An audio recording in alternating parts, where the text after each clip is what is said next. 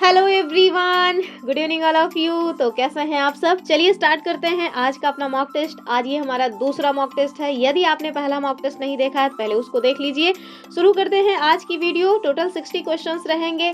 जो लोग भी लाइव सेशन में जुड़े हुए हैं वो लोग कमेंट करते रहिएगा सही उत्तर को, और जो लोग बाद में रिकॉर्डेड फॉर्म में देख रहे हैं वो भी, उनकी ये जिम्मेदारी बनती है कि वो लोग अपना एक कॉपी पेन लेकर के बैठे, देखें कौन कौन से क्वेश्चंस रॉन्ग हुए हैं, उनकी व्याख्या वगैरह को नोट डाउन कर लें ताकि रिवीजन में इजी रहे। चलिए पहला क्वेश्चन देखिए। यहाँ आपसे पूछा जा रहा है कि अतीत में लिखी गई जो पांडुलिपियां हैं उनके संदर्भ में कौन सा स्टेटमेंट सही नहीं है, यानी कि आपको रॉन्ग बताना है। पहला देखिए कि ये आमतौर पर ताड़ के पत्तों यानी पाम लीव्स पर लिखी जाती थी। दूसरा, हिमालय में उगने वाले भूर्ज नामक पेड़ की छाल पर ये लिखी जाती थी। और तीसरा करें, हजारों साल तक सुरक्षित रही और कभी नष्ट नहीं हुई। आगे देखिए, ये हाथ से लिखी जाती थी, यही कारण है इन्हें पांडुलिपि कहा जाता है। अब आप देखिए, अगर आपने ध्यान से इतने टाइम से जो हम प्रैक्टिस करवा रहे हैं उसमें नोट किया होगा, अपने दिमाग में बिठाया होगा कि जो भी एक्सट्रीम वर्ड्स हैं, फॉर एग्जाम्पल कभी नहीं, इस टाइप के जो एक्सट्रीम वर्ड्स हैं, सामान्यतः वो स्टेटमेंट रॉन्ग हो जाते हैं। ठीक है, तो ध्यान रखिएगा, इसका तीसरा वाला स्टेटमेंट रॉन्ग हो जाएगा, क्योंकि ऐसा थोड़े ना हो सकता है। ऐसी अच्छा कौन सी वस्तु है जो हमेशा ही सुरक्षित रह जाए, जिसमें मतलब कि कभी कोई खराबी ना आए, ऐसा तो हो ही नहीं सकता ना। तो ऐसे ही जो पांडुलिपियां हैं वो हाथ से लिखी गई, ये बात सही है, लेकिन वो भी खराब हो चुकी हैं। काफ़ी सारी मतलब पांडुलिपियों को तो कीड़े मकोड़े खा गए हैं। ठीक है, और वैसे भी देखिए, जो मतलब पत्ते वगैरह पे लिखे जा रही हैं तो ऐसा तो हो ही नहीं सकता। क्या वो चट्टान है? चट्टानें भी समय के साथ घिस जाती हैं। तो ध्यान रखिएगा, इसका उत्तर सी वाला हो जाएगा, क्योंकि हमसे रॉन्ग पूछा जा रहा है। तो जो पांडुलिपियां हैं वो नाजुक होती थी। कई पांडुलिपियों को तो कीड़ों मकोड़ों ने ही खा लिया है और वो नष्ट भी हो गई हैं। जो बची हुई हैं वो आपको कहाँ पे मिलेंगी? या तो मंदिरों में या फिर कहीं विहार में। अब विहार इट मीन्स क्या? वो बिहार पटना? नहीं नहीं, विहार जो है ना वो बौद्ध धर्म से संबंधित है। आप कमेंट करके बताइए, पूजा स्थल है विहार या फिर जहाँ पे बौद्ध भिक्षु रहते हैं वो, बताइए। चलिए अगला क्वेश्चन देखिए। ये जो हमारी नई एनसीईआरटी है उससे क्वेश्चन बना हुआ है, क्योंकि नई वाली एनसीईआरटी में ही ये पॉइंट दिया गया है। पुरानी एनसीईआरटी में तो चीज़ों को ईसा पूर्व या तो ईसवी में दिया गया है। देखिए यहाँ आपसे क्या कह रहे हैं, कह रहे हैं कि इतिहास में तिथियों की गणना के संदर्भ में निम्नलिखित कथनों पे आपको विचार करना है। पहला देखिए, ग्रेगोरियन कैलेंडर में शून्य वर्ष का कोई प्रावधान नहीं है। दूसरा देखिए, दो सामान्य संवत पूर्व, ठीक है, तो ये जो सा है इसको कहते हैं सामान्य, और जो सा है ये वाला इसको कहते हैं संवत, और ये है पूर्व। जिसे हम लोग पहले कहा करते थे ईशा पूर्व ना, उसको अब कहा जा रहा है सामान्य संवत पूर्व। ठीक है, यानी कि BCE। वही दूसरे आगे बता रहे हैं कि और दो सामान्य संवत यानी कि CE, इन दोनों के मध्य में यदि आपसे कहा जाए कि कितना अंतर होगा तो बताइए, क्या 4 वर्ष होगा? दूसरा देखिए, कह रहे हैं सामान्य संवत पूर्व और सामान्य संवत की तिथियों के बीच के वर्षों की गणना करते समय दोनों को जोड़ करके एक घटाया जाता है। आपको बताना है कौन सा स्टेटमेंट सही है। ये आपके पास कूट है, बताइए क्या हो जाएगा। तो इसका जो सही उत्तर है, पहला वाला स्टेटमेंट एकदम सही है। ग्रेगोरियन कैलेंडर में शून्य वर्ष का कोई प्रावधान नहीं है, एकदम ठीक बात है। तीसरा भी सही है कि सामान्य संवत पूर्व और सामान्य संवत की तिथियों के बीच को जो वर्ष हैं उनकी यदि आप गणना करना चाहते हैं तो पहले दोनों को जोड़िए और उसके बाद एक घटा दीजिए। ठीक है, तो यदि आप इस चीज को फॉलो करेंगे तो यहाँ देखिए 2 और 2 4 हो रहा है, इसमें एक घटाया ही नहीं गया, तो इस वजह से ये वाला स्टेटमेंट रॉन्ग हो जाएगा। ये जो दो मतलब कि सामान्य संवत पूर्व और दो सामान्य संवत, इन दोनों के मध्य यदि आप अंतर निकालेंगे तो पहले 2 और 2 को जोड़िए और उसमें से एक घटा दीजिए, अर्थात एक सेकंड, हाँ ऐसे होगा तो 2 2 4 4 माइनस 1, इसका मतलब हुआ कि 3। ठीक है, यानी कि 2 सामान्य संवत पूर्व और 2 सामान्य संवत के मध्य कुल 3 वर्ष का अंतर होगा, ना कि 4। तो इस वजह से इसका जो सही उत्तर है वो हो जाएगा कि पहला और तीसरा सही है, दूसरा वाला गलत है, यानी ऑप्शन बी। ठीक है, ये ना एकदम नया कंसेप्ट है जो आपको नई एनसीईआरटी में दिया गया है। पुरानी एनसीईआरटी में इस तरह की चीजें नहीं है। पुरानी एनसीईआरटी में जो घटनाएं हैं या तो हम उनको ईसा पूर्व में या फिर ईसवी में पढ़ते थे, लेकिन अब जो है ये सामान्य संवत पूर्व और सामान्य संवत जैसी जो है चीजें आ गई हैं। लेकिन आप समझिए बस नाम बदला गया है, बाकी कुछ बदला नहीं है इसमें, क्योंकि जो पहले ईसा पूर्व था आज उसको सामान्य संवत पूर्व कर दिया गया है, बच्चों के ऊपर से बर्डन बना दिया गया है। और कहीं ना कहीं जो बुक छपी है ना उसके पीछे का ये कारण है, ऐसा लॉजिक लगाया गया है कि अपने इतिहास को समझा जाए। ठीक है, हम लोग विदेशियों के इतिहास से थोड़ा मुक्ति पाएं। चलिए आगे देखेंगे। अगले क्वेश्चन में देखिए आपसे कह रहे हैं कि इतिहास के पुनर्निर्माण की प्रक्रिया के संदर्भ में चित्रखंड पहेली यानी जिगसॉ पजल का एग्जाम्पल क्यों दिया जाता है, ये आपको बताना है। कह रहे हैं क्योंकि इतिहास केवल चित्रों के माध्यम से ही समझा जा सकता है। अब देखिए केवल लिखा हुआ है, आप समझिए क्या हम लोग केवल और केवल चित्रों के माध्यम से ही इतिहास को समझ सकते हैं? अपने आप में गलत है। कह रहे हैं क्योंकि ऐतिहासिक स्रोत हमेशा एक दूसरे के विपरीत होते हैं, और तीसरा क्योंकि अलग अलग स्रोतों से प्राप्त जो जानकारी के टुकड़े हैं वो मिलकर ही अतीत की एक पूरी तस्वीर बनाते हैं, और चौथा क्या है, क्योंकि पुरातत्वविदों को खुदाई में केवल देखिए केवल टूटी हुई वस्तुएं ही मिलती हैं। तो ये मतलब पहला और चौथा तो हो ही नहीं सकता, दूसरा और तीसरा में आप बताइए क्या हो जाएगा उत्तर। तो इसका जो एकदम सही उत्तर है वो हो जाएगा ऑप्शन सी वाला, क्योंकि अलग अलग स्रोतों से जो प्राप्त जानकारी है उनके टुकड़ों को आप जोड़कर ही एक पूरी तस्वीर बना पाएंगे, यानी ऑप्शन सी सही हो जाएगा। और ध्यान रखिएगा इसी तरह के क्वेश्चंस के लिए एकदम प्रिपेयर रहिए, ऐसे ही क्वेश्चंस आपसे एग्जाम में पूछे जाएंगे। वन लाइनर टाइप के क्वेश्चंस नहीं बनते हैं हमारे सीटेट के एग्जाम में कि बताओ अकबर के पिता का क्या नाम था। और अगर दो चार क्वेश्चन ऐसे बन जाते हैं ना तो आप लोग मतलब केवल उन्हीं दो चार क्वेश्चंस के लिए इतने इन सारे क्वेश्चंस को आग मत लगा दीजिएगा कि नहीं हम तो वही दो चार क्वेश्चंस ही पढ़ेंगे, वही वन लाइनर टाइप का पढ़ेंगे, तो वो मत कीजिए। तो यहाँ देखिए जिस प्रकार पहेली के अलग अलग टुकड़े को जोड़ करके एक चित्र बनता है, वैसे ही इतिहासकार पांडुलिपियों, सिक्कों और अभिलेखों जैसे जो विभिन्न सोर्सेस हैं उनको जोड़ करके ही इतिहास का निर्माण करते हैं। तो इसी वजह से यहाँ पे जिगसॉ पजल का एग्जाम्पल दिया जाता है। ठीक है, आगे देखिए अगला क्वेश्चन। यहाँ कह रहे हैं कि निम्नलिखित विशेषज्ञों और उनके अध्ययन का जो क्षेत्र है उससे सही मिलान करना है। भूविज्ञानी, पुरातत्वविद, मानव विज्ञानी। मेरे ख्याल से इसको आप मिला लेंगे, एनसीईआरटी क्लास 6 का पहला ही जो पेज है ना उसी में ये पॉइंट्स दिए हुए हैं। जो भूविज्ञानी हैं वो लोग जाहिर सी बात है कि पृथ्वी के भौतिक स्वरूप जैसे मृदा, चट्टान, इन सब में जो है अपना दिमाग लगाते हैं। तो ए का देखिए दो कहाँ पे है और ए का दो दो जगह है, तो इन दोनों को हटा दीजिए क्योंकि ये उत्तर नहीं होगा। फिर देखिए जो मानव विज्ञानी हैं ये मतलब कि मानव समाज और संस्कृति का अध्ययन करते हैं, तो सी का 1 हो जाएगा। इस हिसाब से उत्तर इसका होगा ऑप्शन ए वाला। और जो पुरातत्वविद है ये पृथ्वी के भौतिक स्वरूप, मृदा, चट्टान, देखो तो कुछ भी, ये जो पुरातत्वविद हैं ये मानवों के द्वारा निर्मित जो अवशेष हैं उनके उत्खनन करने का काम करते हैं। तो इस हिसाब से ऑप्शन ए सही हो जाएगा। ठीक है, तो इसका उत्तर हो जाएगा ऑप्शन ए वाला। और आप लोग फटाफट लाइव कमेंट में उत्तर देते रहिए। मैं देखती हूँ देखने वाले ज़्यादा लोग हैं लेकिन कमेंट बहुत कम लोग करते हैं। ये सही गलत कुछ भी कमेंट करिए, लेकिन करिए। प्रैक्टिस का मतलब ही हुआ कि आप सही गलत उत्तर दे रहे हैं, लेकिन दीजिए। आगे देखिए यहाँ आपको देखने को मिलेगा कि जो भूविज्ञानी हैं इनका काम क्या है, तो पृथ्वी के भौतिक स्वरूप जैसे पहाड़, मृदा, इन सब का अध्ययन करना। और जो पुरातत्वविद हैं ये मानवों के द्वारा छोड़े गए जो अवशेष हैं, फॉर एग्जाम्पल औजार, बर्तन, इन सारी चीज़ों का अध्ययन करते हैं। और जो मानव विज्ञानी हैं ये मानव समाज और संस्कृति का अध्ययन करने का काम करते हैं। आगे देखिए अगला क्वेश्चन। कह रहे हैं भारतीय संदर्भ में पारंपरिक जो पंचांग है इसके निर्माण के किन किन खगोलीय पिंडों की स्थिति को मुख्य आधार बनाया जाता है, ये आपको बताना है कि जो मतलब पंचांग है इसके निर्माण के लिए क्या आधार बन रहा है। क्या मतलब केवल सूर्य की स्थिति, अब केवल जैसा शब्द है तो वैसे ही संभल जाना है। सूर्य और चंद्रमा दोनों की स्थिति, या फिर ध्रुव तारा और सप्तर्षि मंडल, या फिर पृथ्वी का घूर्णन, बताइए। तो ध्यान रखिएगा पंचांग के निर्माण में सूर्य और चंद्रमा दोनों की ही स्थिति को आधार बनाया जाता है, यानी ऑप्शन बी सही हो जाएगा। ठीक है, चलिए आगे देखेंगे अगला क्वेश्चन। कह रहे हैं कि आरंभिक मानव इट मीन्स आदि मानव के जीवन के संदर्भ में सही कथन आपको चुनना है। पहला देखिए, वे मुख्यतः एक ही स्थान पर अस्थायी रूप से निवास करते थे। तो ऐसी बात थी क्या, बताइए। क्या वो लोग अस्थायी जीवन जी रहे थे? नहीं ना वो लोग तो पशु मतलब कि खाद्य संग्राहक थे, यहाँ से वहां घूमते रहते थे, आखेट करते रहते थे। तो ये तो गलत हो गया और आपको सही कथन बताना है। पहले देखिए, वे खाद्य संग्राहक और आखेटक थे तथा संसाधनों पर सामूहिक अधिकार होता था। और तीसरा, उनके पास निजी संपत्ति थी। निजी संपत्ति की अवधारणा बहुत बाद में डेवलप हुई है। और वे केवल कृषि पर निर्भर थे। तो स्टार्टिंग में जो आदि मानव थे वो लोग कहाँ एग्रीकल्चर करते थे, उनका तो काम था कि खाद्य संग्रहण करना और आखेट करना, इट मीन्स शिकार करना। ठीक है, तो इसका उत्तर हो जाएगा ऑप्शन बी वाला। आगे देखेंगे अगला क्वेश्चन। यहाँ आपसे कह रहे हैं कि हिम युग यानी आइस एज की समाप्ति का मानव सभ्यता पर क्या प्रभाव पड़ा। कह रहे हैं जलवायु ठंडी हो गई जिससे जीवन कठिन हो गया। अब बताइए, हिम युग की समाप्ति हो रही है अर्थात जो पहले देखिए एक नियम है, ऐसा माना जाता है कि जो हमारी पृथ्वी है ना वो पहले बर्फ का गोला थी, ठीक है।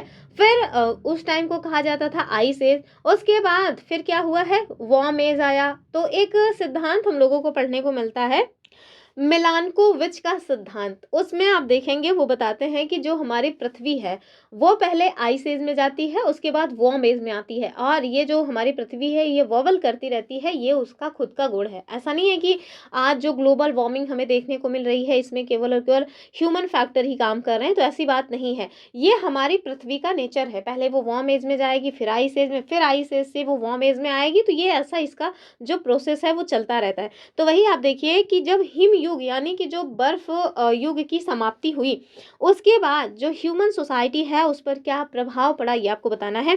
तो जाहिर सी बात है कि जलवायु ठंडी तो होगी नहीं, क्योंकि ठंडी पहले थी, अब तो गर्म होने की स्थिति पे आ रही है। मानव पुनः गुफाओं में रहने को विवश हो गया। नहीं, जब ठंडी मतलब मौसम ठंडा था तो मानवों को गुफा में रहना व्यवस्था था, लेकिन जब अब ठंडाई खत्म हो रही है, गर्म एज आ रहा है, तो मानव गुफा में क्यों रहेगा, फिर तो उसको बाहर की हवा लगनी चाहिए ना, वरना तो गर्मी से मर जाएगा बेचारा। तो जलवायु गर्म हुई जिससे कृषि और पशुपालन के लिए अनुकूल परिस्थितियां बनी। हाँ, ये बात एकदम सही है कि हिम युग की समाप्ति के बाद जलवायु गर्म हुई जिससे कृषि और पशुपालन के लिए अनुकूल परिस्थितियां बनी। और ध्यान रखिएगा, यही वो समय है जब धरती पर जो घास खाने वाले जीव जंतु हैं, फॉर एग्जाम्पल बकरी और हिरण, ये सारे जो जीव जंतु हैं वो भी आपको देखने को मिलेंगे। आपको क्यों, जो उस टाइम पे रहे थे लोग उनको देखने को मिलेंगे, ठीक है। और ये घटना कब की है, तो आज से लगभग 12,000 साल पहले की घटना है। तो याद रखिएगा, ये हो जाएगा ऑप्शन सी वाला। तो आज से लगभग 12,000 साल पहले जब हिमयुग समाप्त हुआ और जलवायु गर्म होने लगी, इससे घास के मैदान बने और खेती तथा पशुपालन संभव हुआ। और इसके साथ साथ पशु, ऐसे पशु जो घास खाने वाले थे, उनकी भी उत्पत्ति हमारी धरती पे होती है। चलिए आगे देखिए। और हाँ, अगर अभी तक आपने वीडियो को लाइक नहीं किया है तो प्लीज़ लाइक कर दीजिए। और यदि आपको वीडियो ज़्यादा पसंद आता है और आप चाहते हैं कि ये अन्य लोगों तक वीडियो पहुँचे, तो प्लीज़ आप लोग वीडियो को हाइप कर दीजिएगा, क्योंकि हाइप करने से आप चाहे एक बार शेयर नहीं भी करेंगे तब भी यूट्यूब की ये जिम्मेदारी हो जाती है कि वो अन्य लोगों तक वीडियोज़ रिकमेंड करे, ठीक है। आगे देखिए, हमारा जो अगला क्वेश्चन है वो कह रहे हैं कि शैल चित्र यानी कि रॉक पेंटिंग्स के माध्यम से इतिहासकार किन निष्कर्षों तक पहुंच सकते हैं, बताइए। केवल उस समय के राजाओं के नामों तक, तो ऐसा तो होगा नहीं। दूसरा देखिए, आदि मानव के जीवन के विविध आयाम, शिकार के तरीके और वेशभूषा, तो आगे बढ़ने की आवश्यकता नहीं है। इसका सही उत्तर यही हो जाएगा कि जो रॉक पेंटिंग्स हैं इसके माध्यम से इतिहासकार ये सारी चीज़ों का पता लगा सकते हैं। ऑप्शन बी सही हो जाएगा। आगे देखिए, यहाँ पे गुफाओं के चित्र कहाँ पे मिले हुए हैं, भीमबेटका, मेरे ख्याल से आप सबको पता ही होगा, वैसे भी हमने पहले भी पढ़ा हुआ है इसको। फिर देखिए, आरंभिक कथन और कारण का क्वेश्चन है कि आरंभिक सभ्यताएं नदियों के किनारे डेवलप हुई, ठीक है। तो यह मेरे ख्याल से आप सब जानते होंगे, क्योंकि बेबीलोन की सभ्यता से लेकर के सिंधु घाटी सभ्यता तक सब की सब कहाँ पे डेवलप हुई हैं, तो नदियों के किनारे बसी हैं, ठीक है। कारण क्या है कि नदियों के किनारे की जो सॉइल होती है, यानी कि वहाँ की जो मिट्टी होती है, वो अत्यंत उपजाऊ थी, जिससे अन्न उगाना सरल हो गया था। तो कहीं ना कहीं कारण यही है, जो नदियों के किनारे सभ्यताएं डेवलप हुई उसके पीछे जो मेन फैक्टर है वो यही है कि वहाँ की मिट्टी उपजाऊ थी और वहाँ पे जीवन जीने के लिए सभी आसान जो परिस्थितियां थी वो विद्यमान थी। तो इसका उत्तर हो जाएगा, कथन सही है, कारण सही है और कारण कथन की व्याख्या भी कर रहा है। इट मीन्स ऑप्शन ए जो है वो इसका सही उत्तर हो जाएगा, ठीक है। चलिए आगे देखिए, कह रहे हैं कि यदि किसी घटना की तिथि 560 सामान्य संवत पूर्व यानी कि BCE है और हम वर्तमान में 2024 में सामान्य संवत मतलब कि CE जिसको कहते हैं इसमें है, तो आप बताइए वो घटना आज से लगभग कितने साल पहले की हुई है। तो जैसे 2024 में ये बुक प्रिंट हुई थी, तो 2024 का उसमें एग्जाम्पल दिया हुआ है। और चूंकि नई NCERT 2024 में आई थी, हर साल नहीं प्रिंट होती है। अगर आप कोई सोच रहे होंगे कि हर साल वो प्रिंट होती है, तो हर साल प्रिंट नहीं होती है। तो ध्यान रखिएगा कि यदि कोई घटना अगर आज से ही आपको जोड़ना हो, 2026 में आप पढ़ रहे हैं, तो सपोज दैट इसको 2026 मान लीजिए, और फिर आपसे पूछा जा रहा है कि कोई घटना 560 सामान्य संवत पूर्व में घटी है, तो आज से कितने साल पहले की वो घटना है। तो हम लोगों को जानते हैं क्या करना पड़ेगा, आज 2026, ठीक है, इसको मान लीजिए 2026, आज 2026 में आप 560 को जोड़ दीजिए, ठीक है। तो आप इसको जब जोड़ेंगे तो 6 6 2 8 और 5 यानी कि 2586। लेकिन अभी हमने देखा था कि जोड़ने के बाद एक माइनस करना पड़ता है, तो इसमें से जब आप एक घटा देंगे तो आप देखिए कि आज से वो घटना 2585 साल पहले की होगी, ठीक है। तो अगर आज 2026 से वो आप काउंट कर रहे हैं तो, लेकिन यहाँ पे अगर आप 2024 से काउंट करेंगे तो वही वाली घटना यहाँ भी होगी कि 2024 में आप 560 को ऐड कर दीजिए, तो 4 6 2 8 5 25 और एक इसमें माइनस कर दीजिए, अर्थात 2583 इसका उत्तर हो जाएगा, ठीक है। तो ये क्या हो जाएगा, 2583 वर्ष पहले। यानी कि आज की परिस्थितियों में आप देखें, अगर आपको ये पता है कि आज 2026 है और गौतम बुद्ध का जन्म कितने ईसा पूर्व हुआ था, तो आप उसको जोड़ करके आज का वर्ष इसको और उनका जब हुआ था उसको जोड़ करके एक माइनस कर दीजिएगा। जितना उत्तर आ जाए समझ लीजिए कि आज से इतने 100 साल पहले गौतम बुद्ध हमारी धरती पे थे, ठीक है। चलिए खोज के बताइए कितने साल पहले थे, क्योंकि बहुत ही सिंपल सा वो एग्जाम्पल है, बहुत ही सिंपल सी वो बात है। बहुत ज़्यादा हमारे एग्जाम में बन भी चुका है, लेकिन वनडे एग्जाम्स में बनता है, हमारे सीटेट में नहीं बनता, उस फैक्चुअल क्वेश्चन सीटेट में नहीं बनते हैं। तो आप बताइए कि कब उनका जन्म हुआ था, 561 62 63 कब हुआ था, बताइएगा। चलिए आगे देखिए, कह रहे हैं इतिहास के पुरातात्विक स्रोतों यानी आर्कोलॉजिकल सोर्सेस में निम्नलिखित में से कौन शामिल नहीं है, बताइए कौन शामिल नहीं है। कह रहे हैं अभिलेख और सिक्के, तो क्या ये शामिल नहीं है। फिर मृत भांड और औजार, तीसरा देखिए यात्रा वृत्तांत और डायरियां, और चौथा स्मारक और टीले। अब जरा बताइए आप, इतिहास के जो पुरातात्विक स्रोत हैं उसमें डायरी और यात्रा वृत्तांत कहाँ से मिल जाएगा, ठीक है। तो यही हो जाएगा सी वाला।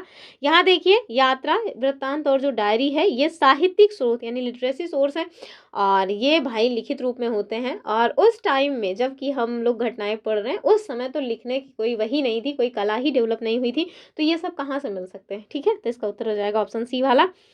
फिर देखिए बौद्ध धर्म में एक कथा है, हमारी एनसीईआरटी में दिया हुआ है एक कहानी, और उसको ना कहा जाता है किस्सा गौतमी की कहानी। तो आपसे पूछा जा रहा है कि बौद्ध धर्म की कथा किस्सा गौतमी हमें क्या सिखाती है। ऑप्शंस देखिए कि मृत्यु एक अटल सत्य है जो सबके साथ घटित होती है, तो हाँ यही इसका उत्तर हो जाएगा। देखिए ये जो किस्सा गौतमी की कहानी है ये बहुत छोटी सी कहानी है। इसमें क्या है कि एक महिला जिसके बच्चे की मृत्यु हो गई रहती है, वो दर दर भटकती रहती है अपने बच्चे के शव को लेकर के, और अंत में वो गौतम बुद्ध के पास जाती है और कहती है भगवान कुछ भी करके मेरी इस औलाद को आप जीवित कर दीजिए। तो भगवान बुद्ध वो भी कहते हैं हाँ मैं जीवित कर दूंगा, लेकिन तुमको जा करके किसी ऐसे घर से एक मुट्ठी राई या सरसों लाना होगा जिस घर में आज तक किसी की मृत्यु ना हुई हो। वो बेचारी हर एक घर मतलब कि हर एक घर पे जाती है, दरवाजा खटखटाती है, लेकिन उसको पता चलता है कि कोई ना क्यों कोई तो इसको घर में मरा ही है। आप खुद ही सोचिए ऐसा कोई घर आपको पूरी धरती पे मिलेगा जिसमें आज तक किसी की मृत्यु ना हुई हो, नहीं है ना। तो वही है, फिर वो ना एक तरह से शिक्षा देने का एक तरीका था उनका। उन्होंने दोबारा से वो लौट के आती है महिला उनके पास, गौतम बुद्ध के पास, और कहती है कि ऐसा कोई घर मिला ही नहीं। तो गौतम बुद्ध उनको समझाते हैं कि देखो भैया, मृत्यु एक अंतिम सत्य है, मृत्यु टल नहीं सकती। जीवन में यही है कि ऐसी चीज है जो अटल है कि मृत्यु होना स्वाभाविक है, ठीक है, और ये सबके साथ होगा। तो जो बच्चा चला गया है उसको जीवित नहीं किया जा सकता, ठीक है। तो ये किस्सा गौतमी की कहानी हमें क्या सिखाती है, ये क्वेश्चन बन सकता है। जिस तरह से आजकल हमारा जो मतलब कि भारत है, जिस तरह से उसमें आजकल हवा चल रही है, तो हो सकता है इस तरह के क्वेश्चन उसमें बन जाए थोड़ा, ठीक है, दर्शन वाले। चलिए आगे देखेंगे। तो देखिए ये जो कहानी है वो हमें दुख और मृत्यु की सार्वभौमिकता को सिखाती है। चलिए आगे देखिए, कह रहे हैं कि मौर्य साम्राज्य में पाटलिपुत्र का प्रशासन देखने के लिए कितनी समितियां काम करती थी, बताइए। क्या ये 2 समितियां थी, 4 6 या फिर 10, क्या हो जाएगा उत्तर। तो ये हो जाएगा 6 समितियां, ठीक है। तो मौर्य साम्राज्य में पाटलिपुत्र का प्रशासन देखने के लिए टोटल 6 समितियां काम करती थी, ठीक है। यहाँ पे देखिए मेगास्थनीज के द्वारा जो इंडिका लिखी गई है उसमें ये बातें बताई गई हैं कि पाटलिपुत्र जो पटना है उसको कहा जाता था पहले पाटलिपुत्र, और उसका प्रशासन टोटल 30 मेंबर्स का एक समूह था, उनके द्वारा देखा जाता था, जो कि 6 समितियों में बटे हुए थे। और इनका काम क्या था, साफ सफाई, जन्म मृत्यु पंजीकरण, व्यापार और टैक्स वसूलने का, ठीक है। चलिए आगे देखिए, यहाँ आपसे पूछा जा रहा है कि दक्षिण भारत में जो काली मिर्च हुआ करती थी उसकी भारी मांग के कारण इसे रोमन साम्राज्य में किस नाम से बुलाया जाता था।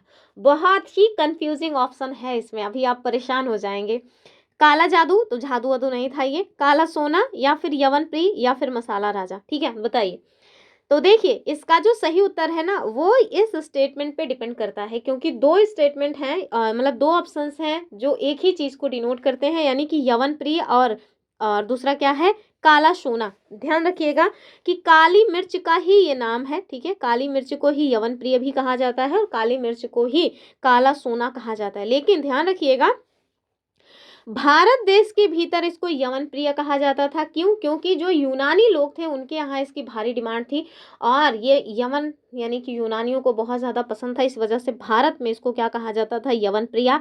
वहीं चूंकि जो ब्लैक पेपर है यानी कि काली मिर्च है उसकी रोमन साम्राज्य में बहुत भारी डिमांड थी, इस वजह से वहाँ इसकी कीमत बहुत ज़्यादा थी।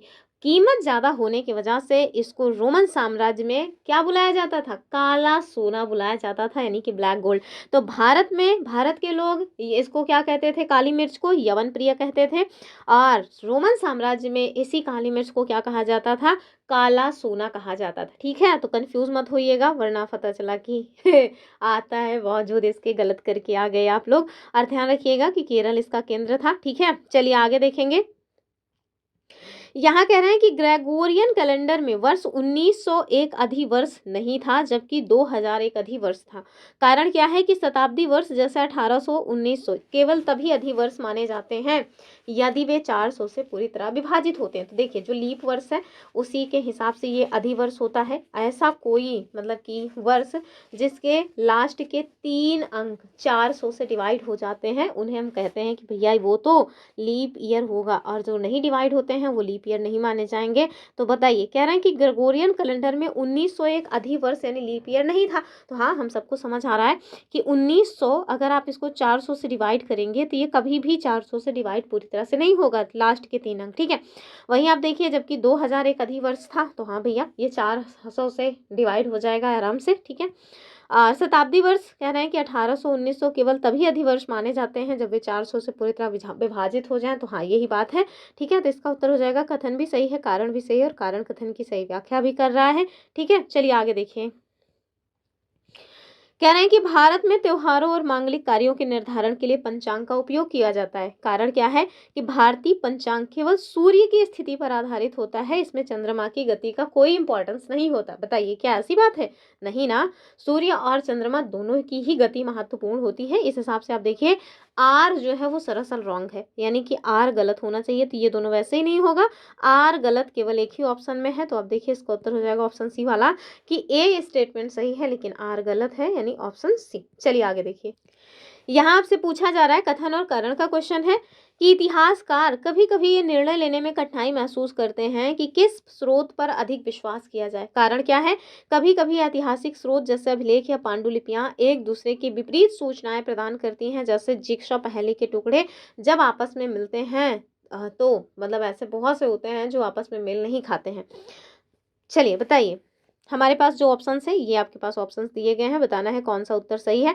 तो जाहिर सी बात है दोनों के दोनों ही सही हो जाएंगे, यानी कि इतिहासकार बेचारे कभी कभी ये निर्णय लेने में बहुत अपने आप को असहाय महसूस करते हैं कि आखिर कौन सा वो सोर्स है जो ज़्यादा विश्वसनीय है। इसके पीछे का कारण यही है कि जो ऐतिहासिक सोर्सेज हैं वो कभी कभी एक दूसरे के विपरीत सूचनाएं देते हैं। तो इसका कथन भी सही है, कारण भी सही है, और कारण कथन की व्याख्या भी कर रहा है, यानी ऑप्शन ए सही था। चलिए अगला क्वेश्चन देखिए, क्वेश्चन नंबर 19 आपसे क्या कह रहे हैं, कथन और कारण का ही क्वेश्चन है। ध्यान रखिएगा बहुत सारे लोगों को कथन और कारण वाले क्वेश्चन सॉल्व करने में बहुत दिक्कत होती है, इसी वजह से मेरा ज़्यादा फोकस है कि मैं कथन और कारण वाले जो क्वेश्चन हैं वो खुद सॉल्व करा दूं, क्योंकि इसी तरह के क्वेश्चन आपके एग्जाम में बनते हैं। और वैसे भी मैं चुटर मुटर टाइप के थोड़ा फैक्ट्स कम ही कराती हूँ, क्योंकि मुझे पता है वो आपके एग्जाम में हिट नहीं करेगा और आप फिर बैठ के एग्जाम में गरियाओ कि अरे पता नहीं क्या पढ़ाया, तो ऐसी चीज़ें क्यों करवानी। देखिए कह रहे हैं कि प्राचीन चित्र मतलब जो प्राचीन शैल चित्र यानी कि जो रॉक पेंटिंग्स हैं इनको देखकर ये निश्चित रूप से कहा जा सकता है कि शिकार केवल पुरुष करते थे और खाना केवल महिलाएं बनाती थी। तो ऐसा तो मिला नहीं कोई मतलब पेंटिंग जिससे इस तरह की बातें एकदम सिद्ध हो। दूसरा देखिए कह रहे हैं कारण कि आज के समाज में मौजूद श्रम विभाजन यानी डिवीजन ऑफ लेबर को हम सीधे तौर पर अतीत के आदि मानव समाज पर लागू नहीं कर सकते। बताना है कि कौन सा स्टेटमेंट सही है, ये आपके पास कूट है। तो चलिए हम लोग उत्तर देखेंगे।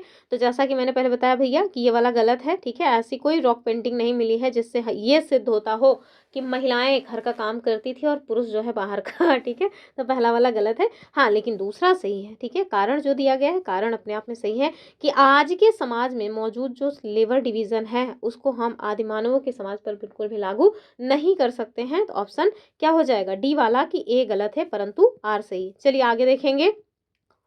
यहाँ देखिए क्वेश्चन नंबर 20 आपसे क्या कर रहे हैं कि 100 सामान्य संवत पूर्व, यानी कि 100 सामान्य संवत पूर्व जिसको बीसीई कहा जाता है, और 100 सामान्य संवत के बीच टोटल जो अंतर होगा वर्षों का, कह रहे हैं कि वो 200 ना होकर के 199 होगा। तो हाँ, हमने बताया था ना कि दोनों को जोड़ करके, यानी कि 100 और 100, 200 जोड़ दीजिएगा तो 200 हो जाएगा, एक माइनस कर दीजिए तो 199 आ जाएगा। ये बात सही है। कह रहे हैं ग्रेगोरियन कैलेंडर में एक सामान्य संवत पूर्व के बाद एक सामान्य संवत आता है, बीच में कोई शून्य वर्ष नहीं होता। तो हाँ, कारण भी यही है, यानी कि कथन भी ठीक है, कारण भी ठीक है, और कारण कथन की व्याख्या भी कर रहा है। आप लोग सोच रहे होंगे कि यार ये सब क्या पढ़ाया जा रहा है। दरअसल जो न्यू एनसीईआरटी है ना, उसमें यही सारी चीज़ें हैं। आप समझिए कि नई एनसीईआरटी ना बहुत एकदम पूरी तरह से थीम बेस्ड है। उसमें आपको फैक्ट्स कम मिलेंगे, राजाओं के नाम, उनकी जो मतलब कि होता है ना कुंडली रटने वाला काम अब नहीं है, उनकी वंशावली आपको नहीं रटनी है। अब बहुत सारी चीज़ें हैं जो कंसेप्चुअल हैं। तो नई एनसीईआरटी में आपको सारे के सारे कंसेप्ट पढ़ने पड़ेंगे, ठीक है। तो इसी वजह से जो लोग नई एनसीईआरटी नहीं पढ़े होंगे ना, उनके लिए क्वेश्चंस बहुत टफ लग रहे होंगे। तो टफ हैं भी, क्योंकि कंसेप्चुअल पॉइंट्स पढ़ना वाकई में टफ होता है। लेकिन अगर एक बार आप समझ लेंगे तो फिर टफ नहीं लगेगा, ठीक है। तो इस वजह से अभी जो मेरा मेन फोकस है वो नई एनसीईआरटी है, क्योंकि हमने ओल्ड एनसीईआरटी का लगभग एक एक पॉइंट समझा दिया है, लेकिन नई एनसीईआरटी को ही छूटने ना पाए आपका कुछ, इस वजह से हम अब इसको मॉक टेस्ट में शामिल कर रहे हैं, ठीक है। तो नई और पुरानी दोनों एनसीईआरटी का मिक्स ये मॉक टेस्ट। चलिए आगे देखिए। यहाँ देखिए हमारा अगला जो क्वेश्चन है, कह रहे हैं कि ध्रुव तारे यानी पोल स्टार से हमें किस दिशा का ज्ञान होता है। ये ऑलरेडी क्वेश्चन पूछा जा चुका है सीटेट में। बताइए क्या दक्षिण, पूर्व, उत्तर या फिर पश्चिम। तो ध्यान रखिएगा, जो ध्रुव तारे हैं यानी कि जो पोल स्टार्स हैं, ये हमेशा ही उत्तर दिशा के सूचक होते हैं, अर्थात ऑप्शन सी सही हो जाएगा, ठीक है। तो प्राचीन टाइम में, एंशियंट पीरियड में, जब जीपीएस नहीं था तो लोग क्या करते थे, सप्तर्षि मंडल की मदद से ध्रुव तारे को पहचानते थे, जो कि हमेशा ही नॉर्थ दिशा का सूचक होता था, यानी कि ऑप्शन सी सही हो जाएगा। चलिए आगे देखिए। इसको तो मैंने पढ़ाया हुआ है, अगर ये क्वेश्चन आप गलत करेंगे तो समझ लीजिए कि माफ़ी के योग्य नहीं है। 21 मार्च और 23 सितंबर को पृथ्वी पर दिन और रात बराबर होते हैं, इस स्थिति को क्या कहा जाता है, ये आपको बताना है। कह रहे हैं उत्तरी अयनांत, यानी कि जो उत्तरी ध्रुव है वो सूर्य की तरफ झुका हुआ है। दक्षिणी अयनांत, यानी कि जो दक्षिणी ध्रुव है वो सूर्य की तरफ झुका हुआ है। विषुव या फिर लीप ईयर, बताइए। तो ध्यान रखिएगा, ये हो जाएगा इक्विनॉक्स, यानी ऑप्शन सी वाला, ठीक है। तो इक्विनॉक्स जब सूर्य की किरणें मतलब कि सीधे इक्विनॉक्स, इट मीन्स भूमध्य रेखा पर चमकती हैं, तब उत्तरी और दक्षिणी दोनों ही गोलार्धों पर दिन और रात बराबर होते हैं। और ये 2 तारीखों को होता है, एक तो 21 मार्च और दूसरा है 23 सितंबर, ठीक है। ध्यान रखिएगा इसको। और इस घटना को क्या कहते हैं, इक्विनॉक्स या फिर विषुव कहा जाता है। तो ध्यान रखिए कि 21 मार्च इसको हम लोग बसंत विषुव कहते हैं, क्या कहते हैं, वसंत विषुव। और जो 23 सितंबर है इसे हम लोग क्या कहते हैं, शरद विषुव कहते हैं, क्या कहते हैं, शरद विषुव। और कर्क रेखा नहीं, जो भूमध्य रेखा है सूर्य उसके सिर पर सीधे चमकता है इस दिन, ये बात आपको पता होनी चाहिए। चलिए आगे देखिए।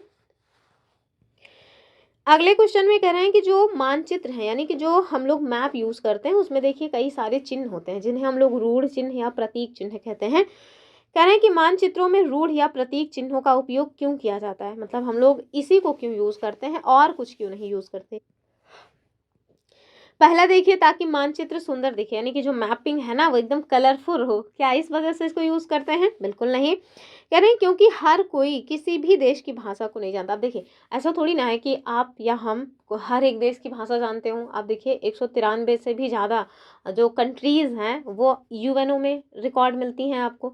तो हम लोग क्या इतनी सारी लैंग्वेजेस को बोल सकते हैं, नहीं ना। कोई मतलब हर एक व्यक्ति, सपोज दैट कोई एक्स्ट्रा ऑर्डिनरी हो तो नहीं बता सकते, लेकिन सामान्य स्थिति में देखिए कि हर एक इंसान इतनी सारी भाषाओं को तो नहीं समझ सकता। लेकिन जो मैप में प्रतीक चिन्ह यानी कि रूढ़ चिन्ह बनाए गए हैं, वो समझिए कि पूरे विश्व में मान्यता प्राप्त है। यानी कि अगर हम लोग कह रहे हैं कि मैप में जो कुछ ब्लू कलर से दिख रहा है वो पानी है। तो आप समझिए कि पूरे विश्व में ऐसी कोई भी जगह आपको नहीं देखने को मिलेगी, ऐसा कोई भी कंट्री नहीं देखने को मिलेगा जो ये कहे कि जो ब्लू कलर से मैप में डिनोट किया गया है वो घास के मैदान है। ठीक है, तो ध्यान रखिएगा कि जो प्रतीक चिन्ह है ये हर एक जगह से मान्यता प्राप्त है। यही कारण है कि इनको यूज किया जाता है, क्योंकि हर कोई इन्हें समझ सकता है। चलिए आगे देखिए अगला क्वेश्चन। यहाँ देखिए प्रतीक चिन्हों का कुछ कलर यहाँ बताया गया, जैसे नीला रंग पानी के लिए, भूरा रंग पहाड़ के लिए, लेकिन पीला रंग पठार के लिए। ठीक है, ये सभी ना अंतर्राष्ट्रीय सहमति प्राप्त हैं। और यदि जापान जाएं तो अगर वहाँ की भाषा नहीं भी समझ आ रही तब भी आप समझिए कि अगर वहाँ ब्लू कलर से कुछ है तो आप उसको पानी समझ लीजिएगा। ठीक है, आगे देखिए, मतलब जापान जाना है, आप वहाँ की लैंग्वेज नहीं समझ रहे हो, लेकिन आपने मैप देखा और आपको समझ आ गया कि अच्छा यहाँ पे पानी है, यहाँ पे जो है पेड़ पौधे हैं, यहाँ पे पहाड़ है, यहाँ पे मैदान है, तो आप खुद ही मैप में इन सारी चीज़ों को देख सकते हो। चलिए आगे देखेंगे अगला क्वेश्चन क्या है। और अगर अभी तक आपने वीडियो को हाइप नहीं किया है तो प्लीज़ बाबू वीडियो को हाइप कर दीजिए। ठीक है, तो क्या करना है, हाइप करना है, और जितना ज़्यादा हो सके उतना अपने मित्रों के साथ शेयर कीजिए, क्योंकि ऐसा मॉक टेस्ट आपको बहुत रेयर ही किसी यूट्यूब चैनल पे मिलेगा। लोग करवा बहुत रहे हैं, बहुत लेंदी लेंदी क्वेश्चंस भी करवा रहे हैं, लेकिन हमने देखा है ज़्यादातर लोग किसी न किसी किताब का ही ला करके क्वेश्चन करवा रहे हैं तो चलिए आगे देखेंगे। स्थल संधि यानी स्थमस किसको कहा जाता है ये आपको बताना है। पहला देखिए कि पानी का वो सकरा भाग जो दो महासागरों को जोड़ता है, तो अगर वो पानी का सकरा भाग है तो स्थल कहाँ से हुआ, फिर तो वो जल से संबंधित हो जाएगा ना, तो ये तो होगा नहीं। दूसरा देखिए, स्थल का वो सकरा भाग जो दो बड़े भूभागों को जोड़ता है, तो हाँ इसी को कहा जाता है स्थल संधि। और हमारी एनसीईआरटी में एक स्थल संधि का नाम दिया गया है जो आपको पता होना चाहिए, पनामा स्थल संधि। क्या है पनामा स्थल संधि, तो याद रखिएगा इसका उत्तर हो जाएगा बी वाला। तो स्थमक मतलब जो स्थमस है जिसको स्थल संधि कहते हैं, ये क्या होती है, तो जमीन की एक पतली पट्टी होती है जो कि दो महाद्वीपों को जोड़ने का काम करती है। जैसे पनामा स्थल संधि ये उत्तरी और दक्षिणी अमेरिका महाद्वीप को जोड़ती है। ठीक है, संधि तो आपने देख लिया, जल संधि को भी देख लीजिए। तो जल संधि क्या है, यहाँ पे देखिए पानी की पतली पट्टी। ठीक है, क्या है, ये पानी की पतली पट्टी है जो कि दो मतलब कि देशों को अलग करती है, या ये कहें कि दो पानी की जो राशियां हैं यानी कि दो जल राशियों को जोड़ने का काम करती है। फॉर एग्जाम्पल देखिए, ये हमारा प्यारा भारत है, ये है श्रीलंका। ठीक है, तो भारत और श्रीलंका के मध्य आपको एक जल संधि मिलेगी जिसे पाक स्टेट या पाक जल संधि कहा जाता है। अगर आपसे कहें कि दो जो है जो जल राशियां हैं जिनके बीच ये मिलती है तो वो कौन कौन हो जाएंगे, तो आप देखिए इधर है हमारे बे ऑफ बंगाल और इधर है अरेबियन सी। तो अरेबियन सी और बे ऑफ बंगाल के मध्य है कौन सा ये मतलब जल संधि, इसको हम लोग कहते हैं पाम नहीं, पाक जल संधि। क्या कहते हैं, पाक जल संधि या पाक जल डमरू मध्य कहा जाता है। एग्जैक्टली पाक जल डमरू मध्य कहते हैं। ठीक है, चलिए याद रखिएगा इस पॉइंट को। आगे देखेंगे अगला जो क्वेश्चन है वो क्या है, कह रहे हैं कि पृथ्वी के वायुमंडल में कौन सी गैस की मात्रा सर्वाधिक है, बताइए, क्या ऑक्सीजन है या फिर आप सोच रहे होंगे ये तो बहुत पिद्दू सा क्वेश्चन हो गया। ध्यान रखिएगा, इस तरह से कभी कभी क्वेश्चंस बन जाते हैं कि एक दो का परसेंटेज नहीं दिया रहेगा और जो दो ऑप्शंस हैं उनके परसेंटेज दिए रहेंगे, और बच्चे कंफ्यूजन में ये मान लेते हैं कि अच्छा इसमें परसेंटेज नहीं दिया है मतलब यही उत्तर होगा। तो मैं आपको ना सारे दांव पेच सिखाना चाह रही हूँ अपने इन्हीं वीडियोज़ के माध्यम से, तो ध्यान रखिएगा। हालांकि इसका उत्तर हो जाएगा 78% के साथ नाइट्रोजन। ठीक है, ऑप्शन सी। तो वायुमंडल में सबसे ज़्यादा नाइट्रोजन है, कितना, 78%, जो कि पौधों को बढ़ने के लिए बहुत ज़रूरी होती है। उसके बाद फिर अपना ऑक्सीजन आता है जिसको हम लोग क्या कहते हैं, प्राणवायु कहते हैं। क्या कहते हैं, प्राणवायु, और ये सांस लेने के लिए इंपॉर्टेंट होती है। आगे देखिए अगला क्वेश्चन, कह रहे हैं कि हिमालय का जो सबसे दक्षिणी भाग है यानी कि सदर्न मोस्ट रेंज, इसको क्या कहा जाता है, यानी कि हिमालय का जो सबसे निचला हिस्सा है, गिरिपाद आप समझिए, तो वो कौन है, क्या ये हिमाद्री है, नहीं हिमाद्री तो नहीं है, हिमाचल भी नहीं है, शिवालिक या अरावली, इन्हीं में से कोई होगा, बताइए क्या हो जाएगा। तो ध्यान रखिएगा हिमालय से संबंधित हैं शिवालिक पहाड़ियां, शिवालिक रेंज। ठीक है, तो इसका उत्तर हो जाएगा ऑप्शन सी वाला। सबसे ऊपरी जो परत है हिमालय की यानी कि सबसे ऊपरी जो हिमालय है इसको हम लोग हिमाद्री कहते हैं, बर्फ जमी रहती है यहाँ पे। बीच वाले को हम लोग क्या कहते हैं, हिमाचल हिमालय, जिसको मतलब कि पर्यटन स्थल है यहाँ पे। अब देखिए मसूरी वगैरह आप लोग जाते होंगे, जो भी गए हों, शिमला मसूरी, तो ये सब आपको कहाँ देखने को मिलेंगे, इसी हिमाचल हिमालय में। ये हिमाचल प्रदेश की बात नहीं हो रही है। ठीक है, सबसे नीचे दक्षिण में जो है वो आपको क्या मिलेगा, वो है शिवालिक हिमालय, जो कि नई है और सबसे बड़ी बात तो कम ऊंचाई है पर स्थित है, ज़्यादा ऊंचा नहीं है। यहाँ आपसे कहा जा रहा है कि भारत में जो मानक समय है यानी स्टैंडर्ड टाइम है वो किस देशांतर रेखा से माना जाता है। अब अगर सपोज दैट कभी कभी ये स्टेटमेंट में क्वेश्चन बन जाए कि भारत का मानक समय 82.5 डिग्री पूर्व अक्षांश से माना जाता है। बहुत सारे लोगों को पता नहीं होगा कि अक्षांश और देशांतर में क्या अंतर है, तो फिर बेचारे अक्षांश ही लगा के चले आएंगे। उनको ये पता है कि हाँ 82.5 तो है कुछ तो 82.5 डिग्री अक्षांश नहीं है बाबू, देशांतर है। ये खड़ी रेखाएं ग्लोब पे जो आपको ये खड़ी रेखाएं मिलती है ना, ये है देशांतर, ठीक है। और ये जो टाइम जोन डिसाइड होता है वो देशांतर से होता है, अक्षांश से नहीं होता। ये लेटी लेटी रेखाएं ग्लोब पे ये अक्षांश होती हैं। तो ध्यान रखिएगा कि भारत का जो मानक समय है यानी कि जो स्टैंडर्ड टाइम है वो कौन सी देशांतर को माना जाता है, तो 82.5 डिग्री पूर्व माना जाता है। पूर्व और पश्चिम में भी कंफ्यूज मत होइएगा, पता चला आपको सब कुछ पता है, देशांतर है ये भी पता है, पूर्व और पश्चिम में कंफ्यूज हो गए तब भी फिर राम का नाम सत्य हो जाएगा। तो याद रखिएगा हमारा जो भारत देश है वो उत्तरी गोलार्ध में और पूर्व गोलार्ध में स्थित है, ठीक है, पूरी तरह से। अगर देशांतर की बात करें तो पूर्वी देशांतर में है और अक्षांश की बात करें तो उत्तरी अक्षांश पे है, ठीक है। चलिए, और ये ग्रीनविच तो ये तो भैया लंदन का है, ठीक है, ये तो लंदन का है। और यहाँ देखिए 23 मतलब कि 23 डिग्री 30 मिनट उत्तर की बात हो रही, तो ऐसा नहीं होगा। ये सब मतलब उसका उत्तर हो जाएगा ऑप्शन केवल बी वाला। चलिए, तो गुजरात और अरुणाचल प्रदेश के मध्य 2 घंटे का अंतर है। अगर आपसे कोई पूछ ले कि क्या मतलब कि सूर्य अरुणाचल प्रदेश और गुजरात दोनों में ही एक ही टाइम पे उग जाता है, तो कह दीजिएगा नहीं भैया, अरुणाचल प्रदेश और गुजरात के मध्य 2 घंटे का अंतर आता है। आप समझिए, हमारा जो कभी कभी आपसे क्वेश्चन बन सकता है ना कि जो ईस्टर्न मोस्ट पॉइंट है, वेस्टर्न मोस्ट पॉइंट है, ये कौन सा है, तो ध्यान रखिएगा हमारा ईस्ट में सबसे जो ईस्ट में हमारा हिस्सा आता है भारत देश का, वो आपको अरुणाचल प्रदेश में देखने को मिलेगा। और सबसे वेस्ट में ये यहाँ पे आपको गुजरात में देखने को मिलेगा। क्या मिलेगा? गुजरात में। गुजरात में गुहार मोती है और अरुणाचल प्रदेश का है किबिथु, ठीक है। तो याद रखिएगा कि इन दोनों के मध्य यानी कि अरुणाचल प्रदेश के किबिथु और गुजरात के गुहार मोती के मध्य 2 घंटे का अंतर होता है। यानी कि अगर यहाँ 4 बजे सूर्य निकला है तो गुजरात में 6 बजे सूर्य उगेगा, ठीक है।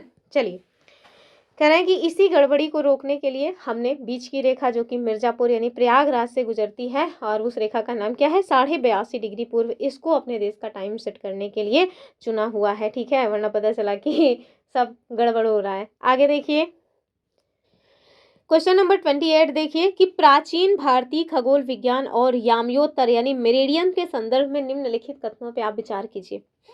पहला देखिए, यूरोप से कई शताब्दियों पहले भारत की अपनी एक प्रमुख याम्योत्तर थी जिसे मध्य रेखा कहा जाता था।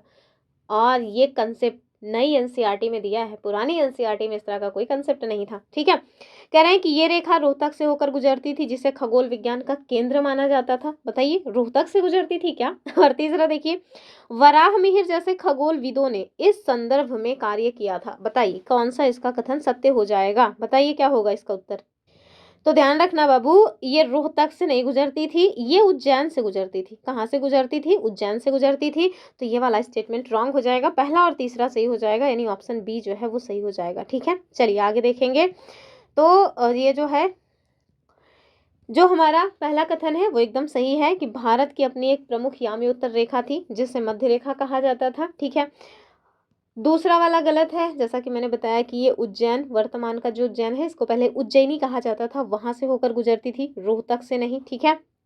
आगे देखिए, लगभग आज से 1500 साल पहले जो वाराह मिहिर थे इन्होंने उज्जैन में रह करके कार्य किया था, ये बात सही है, ठीक है। चलिए आगे देखिए, यहाँ जो क्वेश्चन है कह रहे हैं कि प्राचीन तमिल संगम साहित्य में वर्णित टिनई और उनसे संबंधित जो दृश्य भूमि है उसका सही मिलान करना है, ठीक है। और ये एनसीईआरटी में एकदम नया टॉपिक जुड़ा हुआ है, इसके पहले ये टॉपिक नहीं था, तो इस बात को एकदम ध्यान रखिएगा। चलिए फटाफट देख लेंगे। अब देखिए, जो नए नए टॉपिक्स हैं वो मैं इसी वजह से आपको खोज खोज के करवा रही हूँ, ताकि ऐसा होता है ना कि कुछ नया अगर आया हो एनसीईआरटी में तो वो अक्सर हमारे एग्जाम के पॉइंट ऑफ व्यू से इंपॉर्टेंट हो जाता है। तो इस वजह से मैं सारे के सारे जो एकदम नए नए पॉइंट्स हैं वो आपको देने का प्रयास कर रही हूँ। तो एक साइड टिनई दिया है, दूसरी साइड दृश्य भूमि क्षेत्र दिया है, और फिर नीचे कूट दिया है। चलिए मिलान करना है आपको।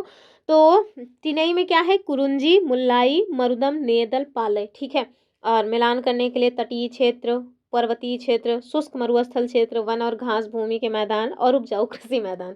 अब इतना तो आप समझ ही गए होंगे कि ये कुल मिलाकर के शब्दावली है और इन क्षेत्रों को किस नाम से जाना जाता था, ये है कुल मिला के। चलिए, तो ध्यान रखिएगा, जो पर्वतीय क्षेत्र थे उनको कहा जाता था कुरंजी। क्या कहते थे? कुरंजी।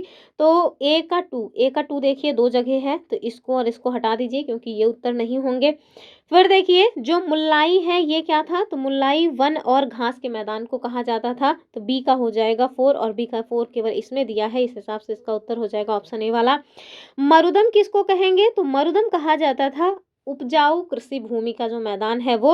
नेदाल कहा जाता था तटीय क्षेत्रों को। और बचा पालय, और ये पालय क्या हो जाएगा? ये हो जाएगा शुष्क मरुस्थलीय जो प्रदेश है वो। ठीक है, तो ये शब्दावली एकदम याद कर लीजिएगा क्योंकि एकदम नया नया टॉपिक है जो हमारी एनसीईआरटी में जुड़ा हुआ है, इस वजह से इसका ऑप्शन ए जो है वो सही हो जाएगा। ठीक है, तो 5 टिनई का जो वर्गीकरण है वो फटाफट देख लीजिए। कुरंजी ये कि पर्वतीय क्षेत्र था और यहाँ पे रहने वाले लोगों का व्यवसाय क्या था? तो जाहिर सी बात है वो लोग आखेट वगैरह करते थे। मुल्लाई की बात करें तो ये घास के मैदान और वन से संबंधित है और यहाँ पे जो रहने वाले लोग हैं वो लोग क्या करते थे? पशुपालन। मरुदम की यदि हम बात करें तो ये उपजाऊ कृषि का मैदान था, यहाँ के रहने वाले लोगों का जो मुख्य व्यापार है वो कृषि था। और जो नेदल है ये तटीय क्षेत्र है, यहाँ के रहने वाले जो लोग थे इनका व्यवसाय था मछली पकड़ना। और जो पालय है ये शुष्क मरुस्थलीय स्थल था, इनका व्यवसाय क्या था यहाँ के लोगों का? तो घुमंतु या फिर आए दिन युद्ध वगैरह करते रहना। ठीक है, चलिए, कह रहे हैं कि महाद्वीपों की संख्या और वर्गीकरण के संदर्भ में नई पाठ्य पुस्तक के अनुसार जियोलॉजिस्ट यानी कि जो भूगर्भ शास्त्री हैं इनका क्या दृष्टिकोण है। अब आप सोचिए कि इन लोगों ने ना जो महाद्वीप है ना इनकी संख्या को लेकर भी अपने अपने अलग अलग तरह के विचार दिए हैं।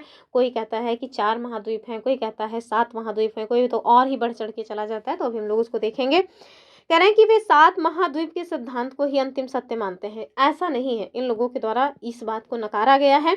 फिर देखिए, वे उत्तरी और दक्षिणी अमेरिका को एक ही महाद्वीप मानते हैं। तीसरा, वे यूरोप और एशिया को अलग नहीं मानते बल्कि उन्हें एक ही भूखंड यूरेशिया मानते हैं। फिर देखिए, वे अंटार्कटिका को महाद्वीप नहीं मानते। आपसे कह रहे हैं कि बताइए वर्गीकरण को लेकर के इनका क्या दृष्टिकोण है, बताइए। तो इनके द्वारा ऐसा कहा जाता है भैया कि जो यूरोप और एशिया है वो अलग नहीं है बल्कि उन्हें एक ही भूखंड यूरेशिया माना जाना चाहिए, यानी कि ऑप्शन सी जो है वो एकदम सही है। ठीक है, तो यहाँ पे देखिए, जो भूगर्भ शास्त्री हैं सामान्यतः यूरोप और एशिया को एक ही महाद्वीप मानते हैं और इसको यूरेशिया कहते हैं क्योंकि इनके बीच कोई स्पष्ट समुद्री विभाजन आपको देखने को नहीं मिलता। तो यूरोप और एशिया के बीच कोई समुद्री विभाजन नहीं है। हाँ, मतलब जो यूराल पर्वत है वो भले ही मतलब नेचुरल बाउंड्री जो है वो लगता है। चलिए, यहाँ पे आपको देखने को मिल जाएगा कि जो पहले महाद्वीपों की गिनती हमने ओल्ड एनसीईआरटी में आपको पढ़ाया हुआ, टोटल 7 कॉन्टिनेंट्स हैं पूरे वर्ल्ड में, यानी हमारी धरती पे टोटल 7 महाद्वीप है। लेकिन आप देखिए, जो भूगर्भ शास्त्री हैं, भूगर्भ शास्त्री कह रहे हैं ना इनको, तो इनके द्वारा कुछ और भी तरीके से गणना करके महाद्वीपों को बताया गया। जैसे आपसे पूछा जा सकता है कि अगर भूगर्भ शास्त्रियों के द्वारा 4 महाद्वीपों की गणना की जा रही है तो उसको किस तरह से काउंट करेंगे। तो देखिए, अफ्रीका, दूसरा है यूरेशिया, जो अफ्रीका है, ठीक है, ये तो अफ्रीका हुआ, अफ्रीका और यूरेशिया इसको मान ले रहे हैं कि चलो भैया एक ही जैसे रहे होंगे। और यूरेशिया में आप देखिए यूरोप और एशिया को तो कह रहे हैं कि ये अलग है ही नहीं, ये तो एक ही है। और दूसरा माना कि ये अमेरिका कॉन्टिनेंट और अंटार्कटिका और ऑस्ट्रेलिया, तो इसमें जो है उत्तर अमेरिका और दक्षिण अमेरिका को भी इनके द्वारा मान लिया जाता है कि भैया ये एक ही है, बस कुछ विभाजन वगैरह हो करके थोड़ा जो है बीच में समुद्र वगैरह आ गया है, इस वजह से मान लिया जाता है कि हाँ अलग है। क्योंकि मैंने एक कंसेप्ट आपको पढ़ाया था ना कि पहले सारे के सारे जो महाद्वीप है वो एक ही भूखंड पैंजिया के हिस्सा थे, बाद में फिर उनमें जब टूट पड़ी तो जो पैंथालासा यानी कि पानी की बहुत बड़ी जल राशि थी वो बीच में आ गई। तो वैसे ही आप समझ लीजिए कि जो उत्तरी अमेरिका और दक्षिणी अमेरिका है पहले एक ही रहे होंगे, बाद में कुछ हुआ होगा, दरार वरार आई होगी तो बीच में फिर क्या हो गया, महासागर आ गया है। तो इसी तरह से ये लोग मानते हैं भैया कि जो अफ्रीका और यूरेशिया है ये ऐसे हैं, और इवन यूरेशिया और मतलब यूरोप और एशिया को तो बिल्कुल अलग मानते ही नहीं है। और अमेरिका, अंटार्कटिका और ऑस्ट्रेलिया, यानी कि अगर आपसे कोई पूछे कि पूरे विश्व में टोटल 4 महाद्वीप हैं और वो कौन कौन से हैं, तो आप बताना कि अफ्रीका, यूरेशिया, अमेरिका, अंटार्कटिका और ऑस्ट्रेलिया। अगर कोई कहे कि हमारी धरती पे केवल 5 महाद्वीप हैं, उनके नाम बताओ, तो आप क्या कहिएगा? अफ्रीका, अमेरिका, अंटार्कटिका, ऑस्ट्रेलिया और यूरेशिया। ध्यान से देख लीजिए, ये कंसेप्ट ऑलरेडी मतलब एकदम एग्जैक्ट एज इट इज आपसे एग्जाम में बन सकता है। अगर सपोज लिख के दे दिया गया कि भूगर्भ शास्त्रियों का मानना है कि हमारी धरती पर या हमारी पूरी पृथ्वी पर केवल 5 महाद्वीप हैं, आप सोचेंगे अरे ये क्या, हम तो 7 पढ़े थे, तो गलती मत करिएगा, कह दीजिएगा हाँ हाँ बिल्कुल हम भी यही मान रहे हैं कि 5 ही थे, और फिर बताइएगा कि कैसे 5 थे। अफ्रीका, अमेरिका, अंटार्कटिका, ऑस्ट्रेलिया और यूरेशिया। ठीक है, अगर कोई कहे कि भैया 6 महाद्वीप थे, तो आप भी कहना कि हाँ 6 महाद्वीप ही थे। कौन कौन से? एक तो अफ्रीका, अंटार्कटिका, फिर ऑस्ट्रेलिया, यूरेशिया, उत्तरी अमेरिका, दक्षिणी अमेरिका।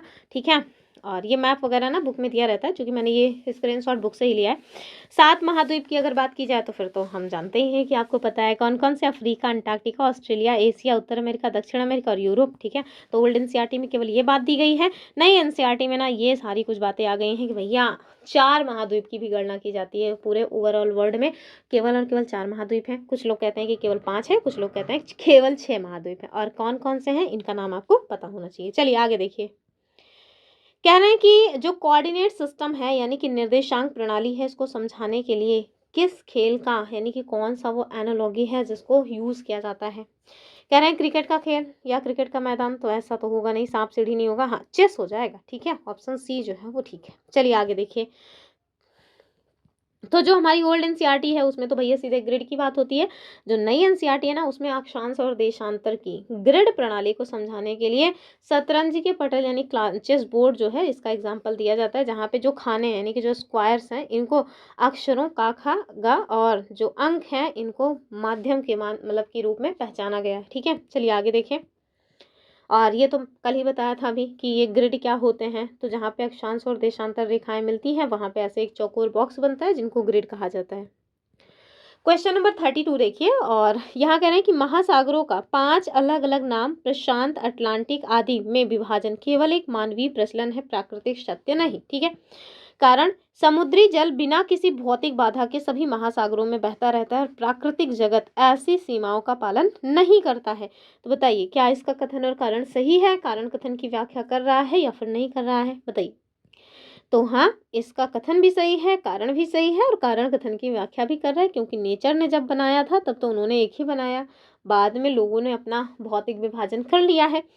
तो हमारी जो न्यू एनसीईआरटी है भैया वो बताती है कि एक महासागर यानी कि वन ओशन की अवधारणा जो है उसी पे एकदम टिक के रही है। जैसे कि पहले ही बताया कि जो पैंथालासा है वो एक ही तो था, बाद में ये सारी टूट फूट हुई है और उसके बाद विभाजन हुआ है ना। बाकी था तो एक ही, सारे के सारे महाद्वीप एक थे, पेंजिया, और सारे का सारा जो वर्तमान में महासागर है वो एक था, कौन सा, पैंथालासा।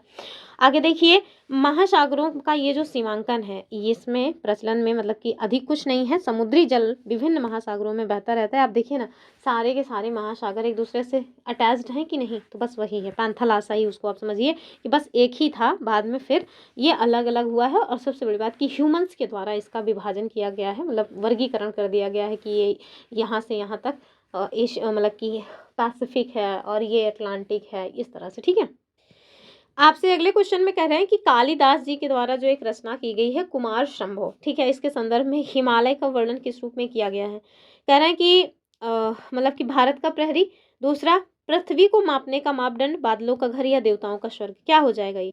तो इसका उत्तर हो जाएगा ऑप्शन बी। ठीक है, वैसे तो हिमालय को भारत का प्रहरी भी कहा जाता है, लेकिन ये जब कुमार संभव की बात आ जाए तो आप फिर समझिए कि उसको पृथ्वी को नापने का मापदंड बताया गया है। ठीक है, तो कालिदास जी के द्वारा जो रचना लिखी गई है कुमार संभव, उसमें एक श्लोक दिया गया है, भारत के उत्तरी भाग में देवता सदृश हिमालय है, ऐसे देखकर लगता है कि मानो वो पृथ्वी को नापने का मापदंड है। ठीक है, चलिए, कह रहे हैं भारतीय नौसेना के प्रतीक चिन्ह पर अंकित एक आदर्श वाक्य है शम नो वरुणा, इसका अर्थ क्या है और ये किस वेद से प्रेरित है। तो समझ लीजिए कि वेद इन सब का ना इस समय माहौल बन गया है, तो इन सब से क्वेश्चन बन सकता है, आराम से क्वेश्चन ये पूछ लिया जाएगा, तो फिर आप कहिएगा कि हमको करवाया नहीं गया, इसी वजह से तो करवा रहे हैं।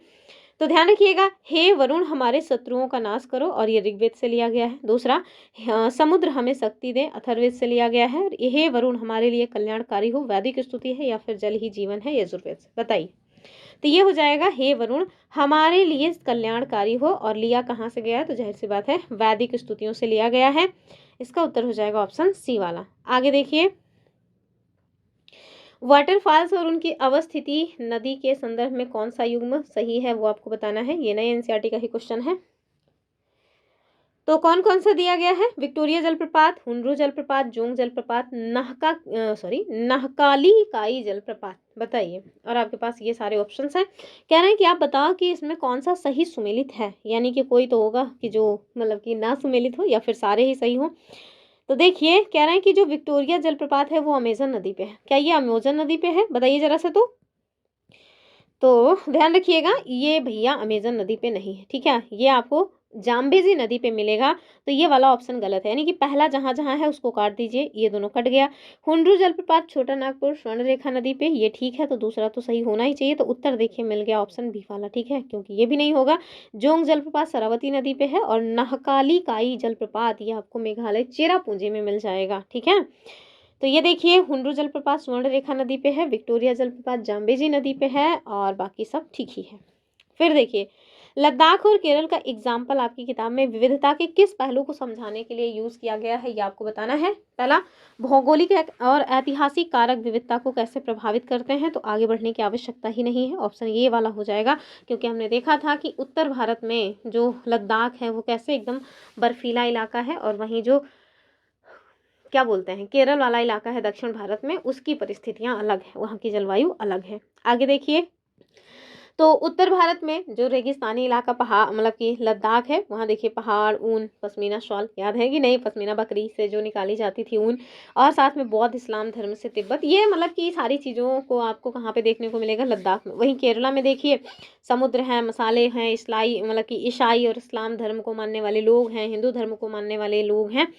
साथ में भूगोल अलग होने के बावजूद इतिहास ने कैसे दोनों को जोड़ के रखा हुआ है, ये सारी बातें हमें बताई गई हैं इस पुस्तक में। क्वेश्चन देखिए, जब मैंने सीटेट दिया था तो पूछा गया था 2020 में कि डॉक्टर भीमराव अंबेडकर ने कोरेगांव जाते समय किस प्रकार के अनुभव का वर्णन किया? बताइए। कह रहे हैं उन्हें स्टेशन पर बहुत सम्मान मिला। अरे भैया पूछो मत, कोई भी गाड़ी वाला उनको अपनी गाड़ी से घर ले जाने के लिए तैयार नहीं था।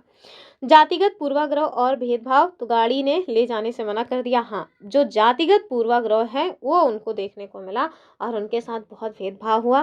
तो इसका उत्तर हो जाएगा ऑप्शन बी वाला, ठीक है। कह रहे हैं भारत में जो सरकार है वो कितने स्तरों पर काम करती है? बताइए। कितनी बार बता चुके हैं कि हमारे यहाँ 3 स्तर पर जो गवर्नमेंट है वो काम करती है, केंद्र सरकार, राज्य सरकार और स्थानीय सुशासन। तो ये हो जाएगा ऑप्शन सी वाला, ठीक है। ये वाला क्वेश्चन भी ऑलरेडी पूछा जा चुका है। आगे देखिए, राष्ट्रीय स्तर पर प्रधानमंत्री हेड होते हैं, संसद इनका जो है काम करने वाली जगह होती है, जिसमें राज्यसभा, लोकसभा और राष्ट्रपति अभिन्न अंग होते हैं। पूरे देश के लिए जो नियम कानून है वो इसी संसद में बनते हैं। राज्य स्तर पर मुख्यमंत्री हेड होते हैं, विधानसभा होती है जिसमें वैसे तो मतलब विधानमंडल होता है, जिसमें 6 स्टेट्स ऐसे हैं जहाँ पे विधान परिषद भी है, और सामान्यतः विधानसभा ही है, क्योंकि ज़्यादातर जो स्टेट्स हैं वहाँ पे केवल और केवल विधानसभा है, ठीक है। जैसे यूपी बिहार, तो यूपी बिहार में तो विधानसभा और विधान परिषद दोनों है, ठीक है। आगे देखिए, स्थानीय स्तर की बात करें तो पंचायती राज, नगर निगम, ठीक है। गांव में जो है पंचायती राज और शहरों में नगर निगम की व्यवस्था है। चलिए आगे देखेंगे हम लोग। ये जो हलमा परंपरा है इसका संबंध किस समुदाय से है, ये आपको बताना है। क्या ये केरल के नायर समुदाय से है, मध्य प्रदेश के भील, या फिर नागालैंड का अंगामी, या कश्मीर का बकरवाल? बताइए। इसमें तो मैं आपसे थोड़ा उत्तर देखना चाहूंगी, जो लोग उत्तर दे रहे हैं क्या बताते हैं। चलिए 2 सेकंड का टाइम मिला है आपको। तो मेरा 2 सेकंड खत्म हुआ। ध्यान रखिएगा, ये मध्य प्रदेश का जो भील समुदाय है उनके यहाँ से संबंधित है हलमा परंपरा, ठीक है। ऑप्शन बी सही हो जाएगा। और ये परंपरा करती क्या है, तो इसमें भैया इस तरह की चीज़ें होती हैं कि बिना पैसे के मतलब पैसा नहीं लेना है, बिना पैसे के काम करना है समुदाय और पर्यावरण की भलाई के लिए, ठीक है। जैसे फॉर एग्जांपल जैसे तालाब खोदना हो गया, और इसमें लोग मिल करके एक साथ काम करते हैं। तो ये सारी जो परंपराएं हैं ये ना हर जगह अपनाई जानी चाहिए। आगे देखिए, क्वेश्चन नंबर 40 कह रहे हैं कि बाल पंचायत का सफल एग्जाम्पल नई किताब में किस राज्य के शांगखू राधु खांडू गांव से लिया गया है? बताइए। ये दरअसल नया एकदम पॉइंट आया है, आराम से क्वेश्चन बन सकता है कि ये गांव कहाँ पे है, महाराष्ट्र, सिक्किम, राजस्थान या केरला? बताइए। तो याद रखिएगा ये आपको अपने सिक्किम में मिल जाएगा, ऑप्शन बी वाला। ठीक है, तो नई किताब में बाल पंचायत पर बहुत जोर दिया गया है। सिक्किम के इस गांव में बच्चों के द्वारा जो मिड डे मील है और जो स्कूल की दीवार है, इसके लिए पंचायत के फैसले इस मतलब कि ये इसमें हिस्सा वगैरह लिया गया है। अब कोई लोग ये मत कहना कि भैया मिड डे मील का नाम बदल गया है, एनसीईआरटी में यही दिया गया है। ठीक है, तो आप लोग ये मत बताइएगा मैम मिड डे मील का नाम बदल गया है, तो बदल गया है तो फिर ठीक है, लेकिन जो एनसीईआरटी में है आप वही देखिए, बस जाने रहिए कि हाँ नाम बदल गया है। और जब मैं पूछूं कि कमेंट करके बताओ तो कोई कमेंट नहीं करता है, बस लोग बताते हैं कि हाँ मैम बदल गया है, पीएम पोषण अभियान टाइप का कुछ हो गया है। ठीक है, चलिए देखिए यहाँ आपसे कह रहे हैं कि जो अमूल सहकारी समिति है वो किस राज्य से रिलेटेड है। ऑप्शन देखिए, गुजरात, या फिर गुजरात के आणंद, या फिर महाराष्ट्र, या पंजाब। जाहिर सी बात है ये हो जाएगा आणंद गुजरात, यानी ऑप्शन बी वाला। ठीक है, तो ध्यान रखिएगा इसको खड़ा करने में किनका हाथ रहा है, तो सबसे ज़्यादा तो वर्गीज कुरियन जी का ही नाम आता है, क्योंकि ऑपरेशन फ्लड यानी कि जो सफ़ेद क्रांति या दुग्ध क्रांति जो स्टार्ट करने का काम है वो इन्हीं के द्वारा किया जाता है। तो फादर ऑफ जो मतलब कि श्वेत क्रांति के जनक जो कहे जाते हैं ये वही वर्गीज कुरियन ही है। और त्रिभुवन दास पटेल जी का भी नाम आप याद रखिएगा। चलिए आगे देखिए, और अगला क्वेश्चन क्या है, वैल्यू एडिशन, इसका अर्थ क्या है बताइए। वस्तु का दाम घटाना, कच्चे माल जैसे लकड़ी को कौशल का उपयोग करके अधिक कीमती वस्तु बनाना, जैसे लकड़ी का यूज करके कुर्सी बना देना।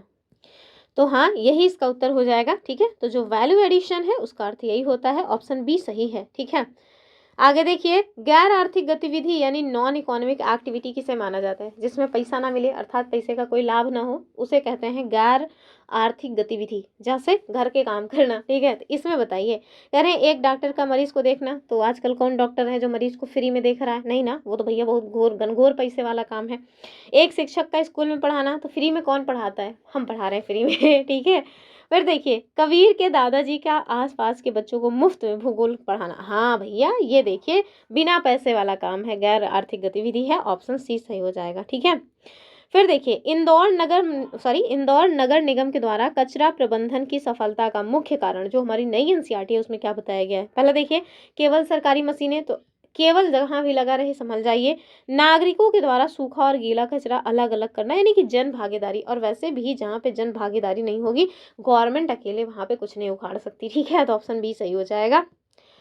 आगे देखिए, प्राचीन भारत में उज्जैनी यानी कि उज्जैन का भूगोल में क्या महत्व था, क्या ये राजधानी शहर था क्या, नहीं ना, यहाँ से भारत की जो प्राचीन मध्य रेखा है यानी कि जो प्राइम मेरिडियन है वो गुजरती थी, इसका उत्तर हो जाएगा ऑप्शन बी वाला। तो आगे देखिए, हमारा जो अगला क्वेश्चन है वो क्या है, नई एनसीईआरटी में कितने महासागरों को मान्यता दी गई है और किसे चौथा बड़ा महासागर बताया गया है, ये आपको बताना है। बताइए, 4 महासागर की मान्यता है और बता रहे हैं कि आर्कटिक चौथा सबसे बड़ा है, या तो 5 महासागर हैं और दक्षिणी महासागर सबसे बड़ा है चौथे नंबर पे, या फिर 3 महासागर हैं और हिंदू को बड़ा बताया गया, या फिर 7 महासागर। बताइए क्या हो जाएगा उत्तर। तो इसका जो सही उत्तर है वो हो जाएगा ऑप्शन बी वाला, यानी कि टोटल 5 महासागरों की मान्यता दी गई है और कहा जाता है कि जो दक्षिणी महासागर है वो कौन सा, चौथा सबसे बड़े नंबर का महासागर, और ओवरऑल अगर आपसे पूछे तो पैसिफिक से बड़ा कोई नहीं है। ठीक है, तो जो हमारी नई एनसीईआरटी है ना उसमें दक्षिणी महासागर को स्पष्ट रूप से 5वें महासागर के रूप में नहीं बल्कि आकार में चौथे स्थान पर रखा गया और अंटार्कटिका के चारों ओर इसको स्थित बताया गया है। ठीक है, आगे देखिए, हमारा जो अगला क्वेश्चन है वो कह रहे हैं कि एक शिक्षक कक्षा में लैंगिक रूढ़िवादिता यानी जेंडर स्टीरियोटाइप्स को चुनौती देने के लिए कौन सा एग्जाम्पल पेश कर सकता है। पहला देखिए, माँ खाना बना रही, पिता अखबार पढ़ रहे हैं। अब बताओ इसमें कौन सा मतलब कि जेंडर स्टीरियोटाइप्स आपको नहीं झलक रहा है, साफ ही साफ दिख रहा है ना कि महिलाओं का काम है घर में खाना बनाना, चूल्हा चौका करना, तो ये तो साफ साफ भैया स्टीरियोटाइप्स ही है, इसको छोड़ दीजिए। दूसरा देखिए, पुरुष अंतरिक्ष यात्री बन रहे हैं और महिला शिक्षिका, तो सभी जानते हैं, ऐसा मानते हैं कि महिलाएं अच्छी नर्स होती हैं, महिलाएं अच्छी टीचर होती हैं, अंतरिक्ष यात्री नहीं हो सकती। ठीक है, तो ये भी जेंडर स्टीरियोटाइप्स ही है।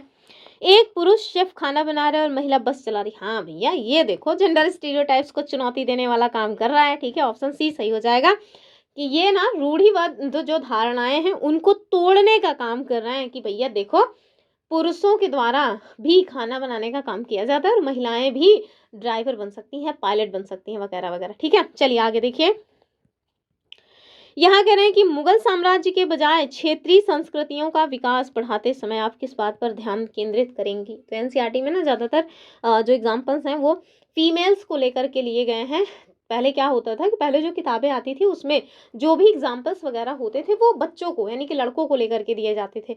तो ये जो लैंगिक मतलब कि डिफरेंस है उसको ख़त्म करने के लिए इस तरह की चीज़ें एनसीईआरटी के द्वारा की जा रही हैं। इसी वजह से जब आप कोई क्वेश्चन देखते होंगे ना तो आपको लगता होगा क्या लड़कियां ही टीचर हैं, पुरुष टीचर नहीं है क्या एनसीईआरटी की दुनिया में।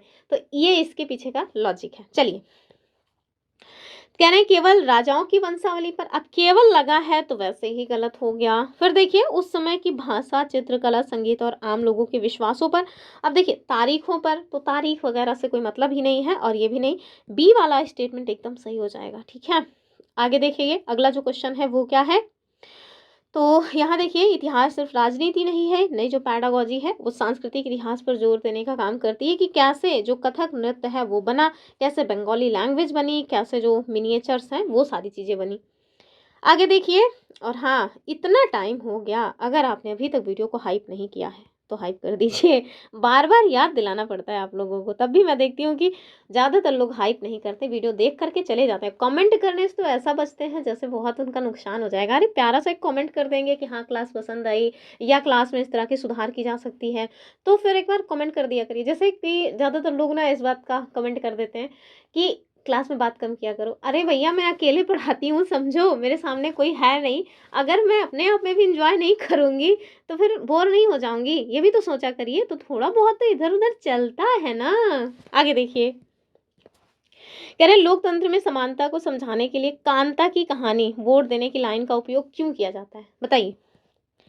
ये दिखाने के लिए एक लाइन में खड़ा होना मुश्किल है, ऐसी बात है क्या? नहीं, बिल्कुल नहीं। ये समझाने के लिए कि वोट देते समय कैसे सब बराबर हैं, चाहे अमीर हो चाहे गरीब हो, यानी कि जो राजनीतिक समानता हमारे मतलब संविधान के द्वारा हमें प्रदान की गई है, वो इसका उत्तर हो जाएगा ऑप्शन बी वाला। ठीक है, आगे देखिए, यहाँ आपसे हमारा जो अगला क्वेश्चन है, ये देखिए कांता का जो मतलब एक हमने कहानी इसको बताई हुई है कि कांता जो कि एक घरेलू कामगार महिला थी बेचारी, वो देखती है कि कैसे वोट देते समय जो उसके यहाँ के सबसे अमीर व्यक्ति हैं वो लाइन में खड़े हैं उसके साथ। उसको देख के ये बात बहुत खुशी होती है, लेकिन जब उसका बच्चा बीमार होता है तो वो जाती है भैया सरकारी अस्पताल, और जो बड़े लोग हैं उनका तो दूर दूर तक कहीं वहाँ नामो निशाने नहीं है। तब उसको समझ आता है कि अच्छा वोट देने के लिए तो सब समान है, लेकिन असली ज़िंदगी में कोई समान नहीं है। ठीक है, तो वही चीज़ है कि कांता जो कि एक घरेलू कामगार है, जब वो देखती है कि वोट की लाइन में उसके साहब भी खड़े हैं, ये मतलब कि उसको ये पता चलता है कि भैया एक व्यक्ति एक वोट एक मूल के सिद्धांत। ठीक है, तो उसको यहाँ और बच्चों को ना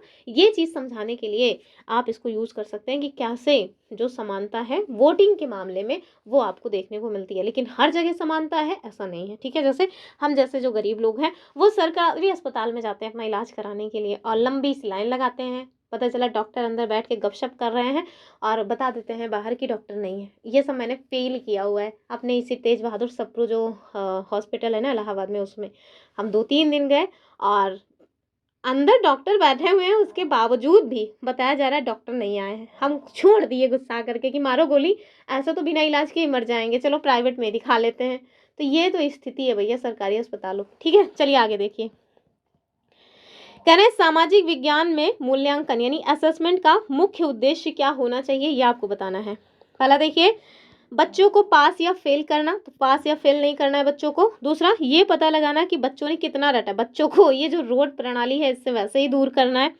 बच्चों को सीखने की कठिनाइयों को समझना और उपचारात्मक शिक्षण देना। तो हाँ यही बात सही है कि जो बच्चे हैं उनको सीखने में कौन सी कठिनाई हो रही है ये आप समझिए और उसका उपचार कीजिए, निदान कीजिए।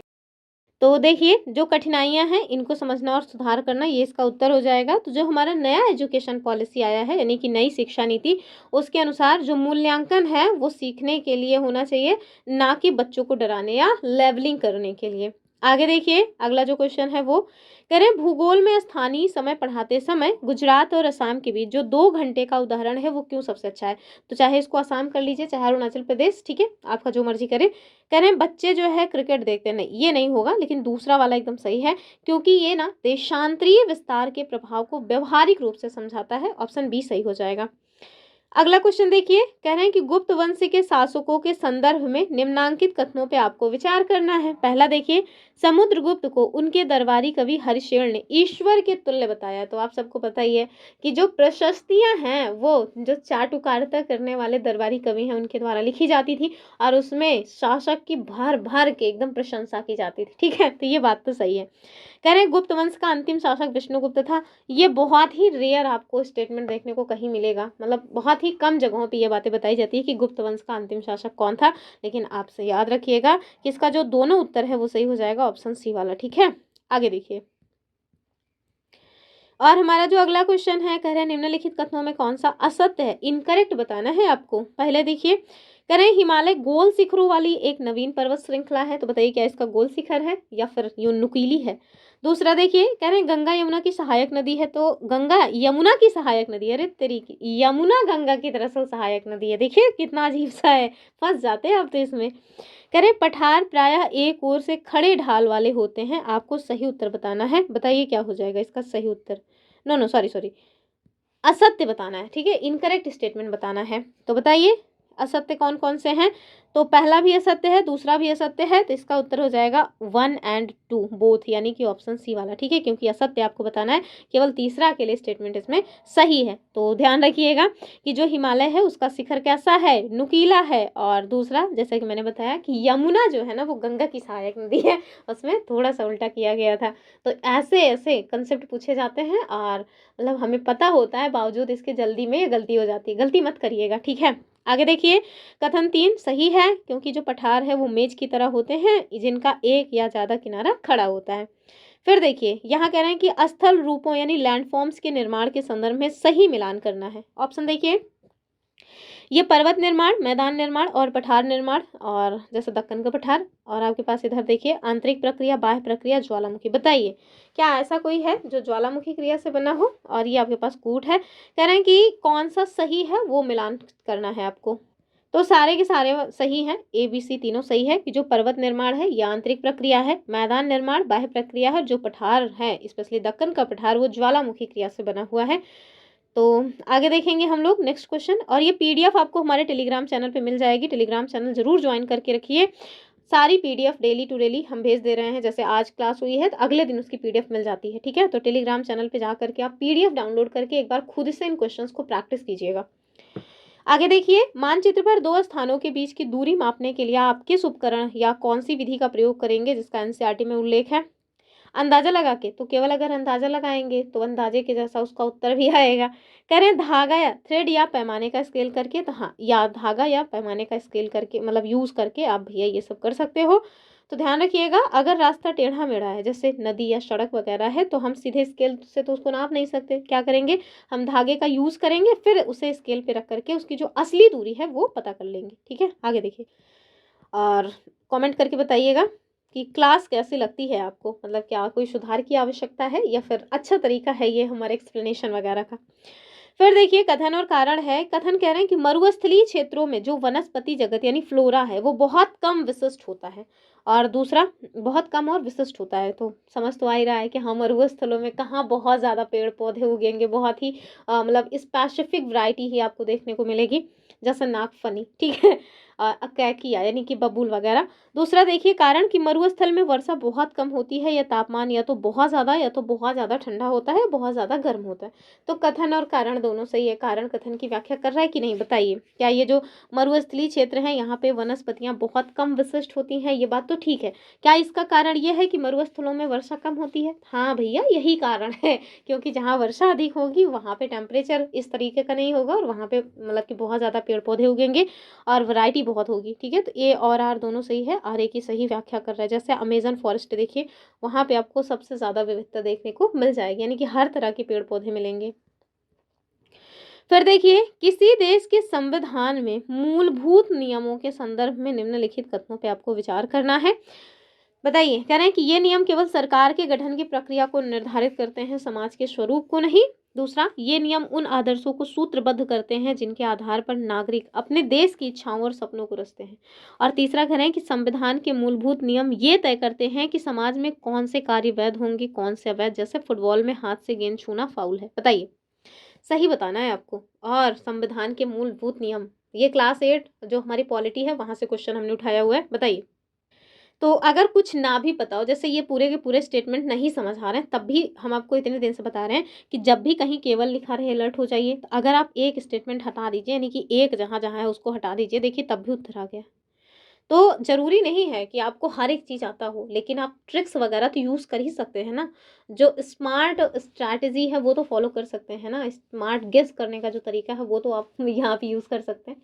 तो जो कंसेप्चुअल चीज़ें होती हैं ना, वहाँ पे ये स्मार्ट गेसेस वगैरह बहुत अच्छे से काम आ जाते हैं। हाँ, जो फैक्चुअल चीज़ें हैं वहाँ पे फिर वो स्मार्ट गेस वगैरह काम नहीं आता है।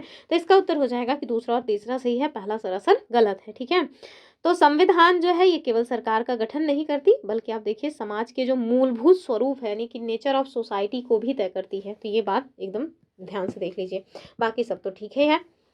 अगला देखिए, कह रहे हैं कि नेपाल के संवैधानिक इतिहास के बारे में कौन सा कथन सही है, आपको ये बताना है। पहला देखिए कि नेपाल के लोगों ने 2015 में एक नया संविधान अपनाया, क्योंकि 1990 का जो पिछला संविधान था वो उनके लोकतांत्रिक आदर्शों के अनुकूल नहीं था। तो हाँ, जो नया संविधान अपनाने की आवश्यकता हुई ये इसी वजह से हुई है, क्योंकि वो लोकतंत्र पे आधारित पहले वाला नहीं था, ठीक है। दूसरा कारण कह रहे हैं कि 1990 के संविधान में यह प्रावधान था कि शासन की सर्वोच्च सत्ता जनता के पास होगी, जिससे राजा की शक्तियां समाप्त हो गई। तो अगर 1990 के संविधान में ये लोकतंत्र होता कि सारी शक्तियां जनता के हाथ में होती, तो उन्हें नए संविधान की आवश्यकता क्यों होती। तो इसका मतलब है कि दूसरा गलत है, पहला वाला सही है, यानी कि ए सही है, आर गलत है, यानी कि ये हो जाएगा ऑप्शन सी। नेक्स्ट क्वेश्चन देखिए 58 नंबर का, कि जो बहुमत की निरंकुशता है इसके संदर्भ में अंतर सामुदायिक और अंतः सामुदायिक वर्चस्व का सही अर्थ चुनिए। पहला देखिए, कह रहे हैं कि जो अंतर सामुदायिक है उसका मतलब है कि जब एक समुदाय के भीतर ही कुछ लोग दूसरों को दबाते हैं। अंतर समुदाय मतलब एक ही समुदाय के लोग होंगे। फिर देखिए अंतः सामुदायिक, कह रहे हैं कि जब एक समुदाय दूसरे समुदाय को दबाता है। दूसरा देखिए,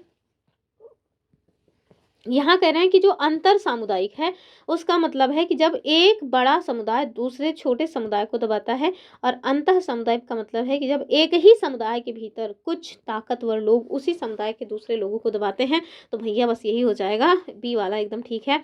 यानी कि जो अंतर सामुदायिक होता है उसका मतलब होता है कि जब बड़े समुदाय के लोग, जैसे आप देखिए जो मेजॉरिटी में लोग हैं अगर वो माइनॉरिटी में रहने वाले लोगों को दबा रहे हैं, यानी कि अपने यहाँ भारत देश में आप देखिए माइनॉरिटी में मुसलमान और जो अन्य लोग हैं वो हैं, और मेजॉरिटी में कौन है, अपने उत्तर भारत की बात कर रहे हैं। कि मेजॉरिटी में आपको यहाँ पे हिंदू जो है वो देखने को मिल जाएंगे, ठीक है। तो अगर हिंदुओं के द्वारा मुसलमानों को दबाया जा रहा है तो आप समझिए कि वो क्या है, वो अंतर सामुदायिक है, यानी कि एक बड़ा समुदाय दूसरे छोटे समुदाय को दबा रहा है, ठीक है। अगर हम अंतः सामुदायिक की बात करें तो एक मतलब कि जो हिंदू है, हिंदू ही हिंदू को दबा रहा है या फिर जो लड़का भी कभी आप देखिए इसका ना एक बहुत जीता जागता एग्जाम्पल आपसे मैं शेयर करूं। तो जब मायावती जी सीएम थी यूपी की, तो ऐसी बातें निकल के सामने आई कि वो जब वहाँ पे सीएम की कुर्सी पे बैठी तो उनके मंत्रिमंडल में केवल एक ही कुर्सी थी जिस पे वो बैठती थी, बाकी सारे के सारे जो मिनिस्टर्स थे बाकी सारा उनका जो मंत्रिमंडल था वो या तो जमीन पे बैठे या खड़ा रहे। तो आप देखिए कि आप जिन्होंने खुद इस तरह की अवहेलना झेली है, यानी कि बहुत देखिए निम्न जाति के साथ किस तरह का दुर्व्यवहार किया जाता है वो हम सब जानते हैं, हम सभी उससे परिचित हैं, ठीक है। तो आपने जब खुद समाज से इस तरह की अवहेलना झेली और उसके बाद जब आप थोड़े ऊंचे पद पे गए, तो वहां आपको क्या दिखाना चाहिए था, वहां आपको समानता का भाव दिखाना चाहिए था कि भाई मेरे साथ जो हुआ मैं वो किसी और के साथ होते नहीं देखना चाहती। लेकिन देखिए मेंटालिटी होती है ये एक चीज कि उन्होंने ये चीज सोचने के बजाय क्या सोचा कि नहीं, जो मैंने देखा है उसको मैं मतलब कि पार करके यहाँ तक पहुँची हूँ तो मैं उसका बदला लूँगी, कि मैं अब अपने सामने किसी को बैठने का हक नहीं दूँगी। ये ना मतलब बहुत ज़्यादा इसकी वजह से उनको क्रिटिसाइज़ किया जाता है। कहीं न कहीं ये एक आप मतलब कि जीता जागता एग्ज़ाम्पल समझ सकते हैं अंतः सामुदायिक का, ठीक है? यानी कि एक ही समुदाय के भीतर जो बड़े मतलब कि लोग हैं, जो धनी हैं, इस तरह की जो चीज़ें हैं, वो छोटे यानी कि जो गरीब लोग हैं उनको दबा रहे हैं। जैसे आप समझिए हिंदुओं में ही अगर एक हिंदू दूसरे हिंदू को दबा रहा है तो समझिए कि वो अंतः सामुदायिक है, यानी ऑप्शन बी सही हो जाएगा, ठीक है। तो अंतर सामुदायिक यानी कि जब एक समुदाय दूसरे समुदाय के ऊपर अपना दबदबा कायम करने की कोशिश करता है, जैसे हिंदू बनाम मुस्लिम या बहुसंख्यक बनाम अल्पसंख्यक।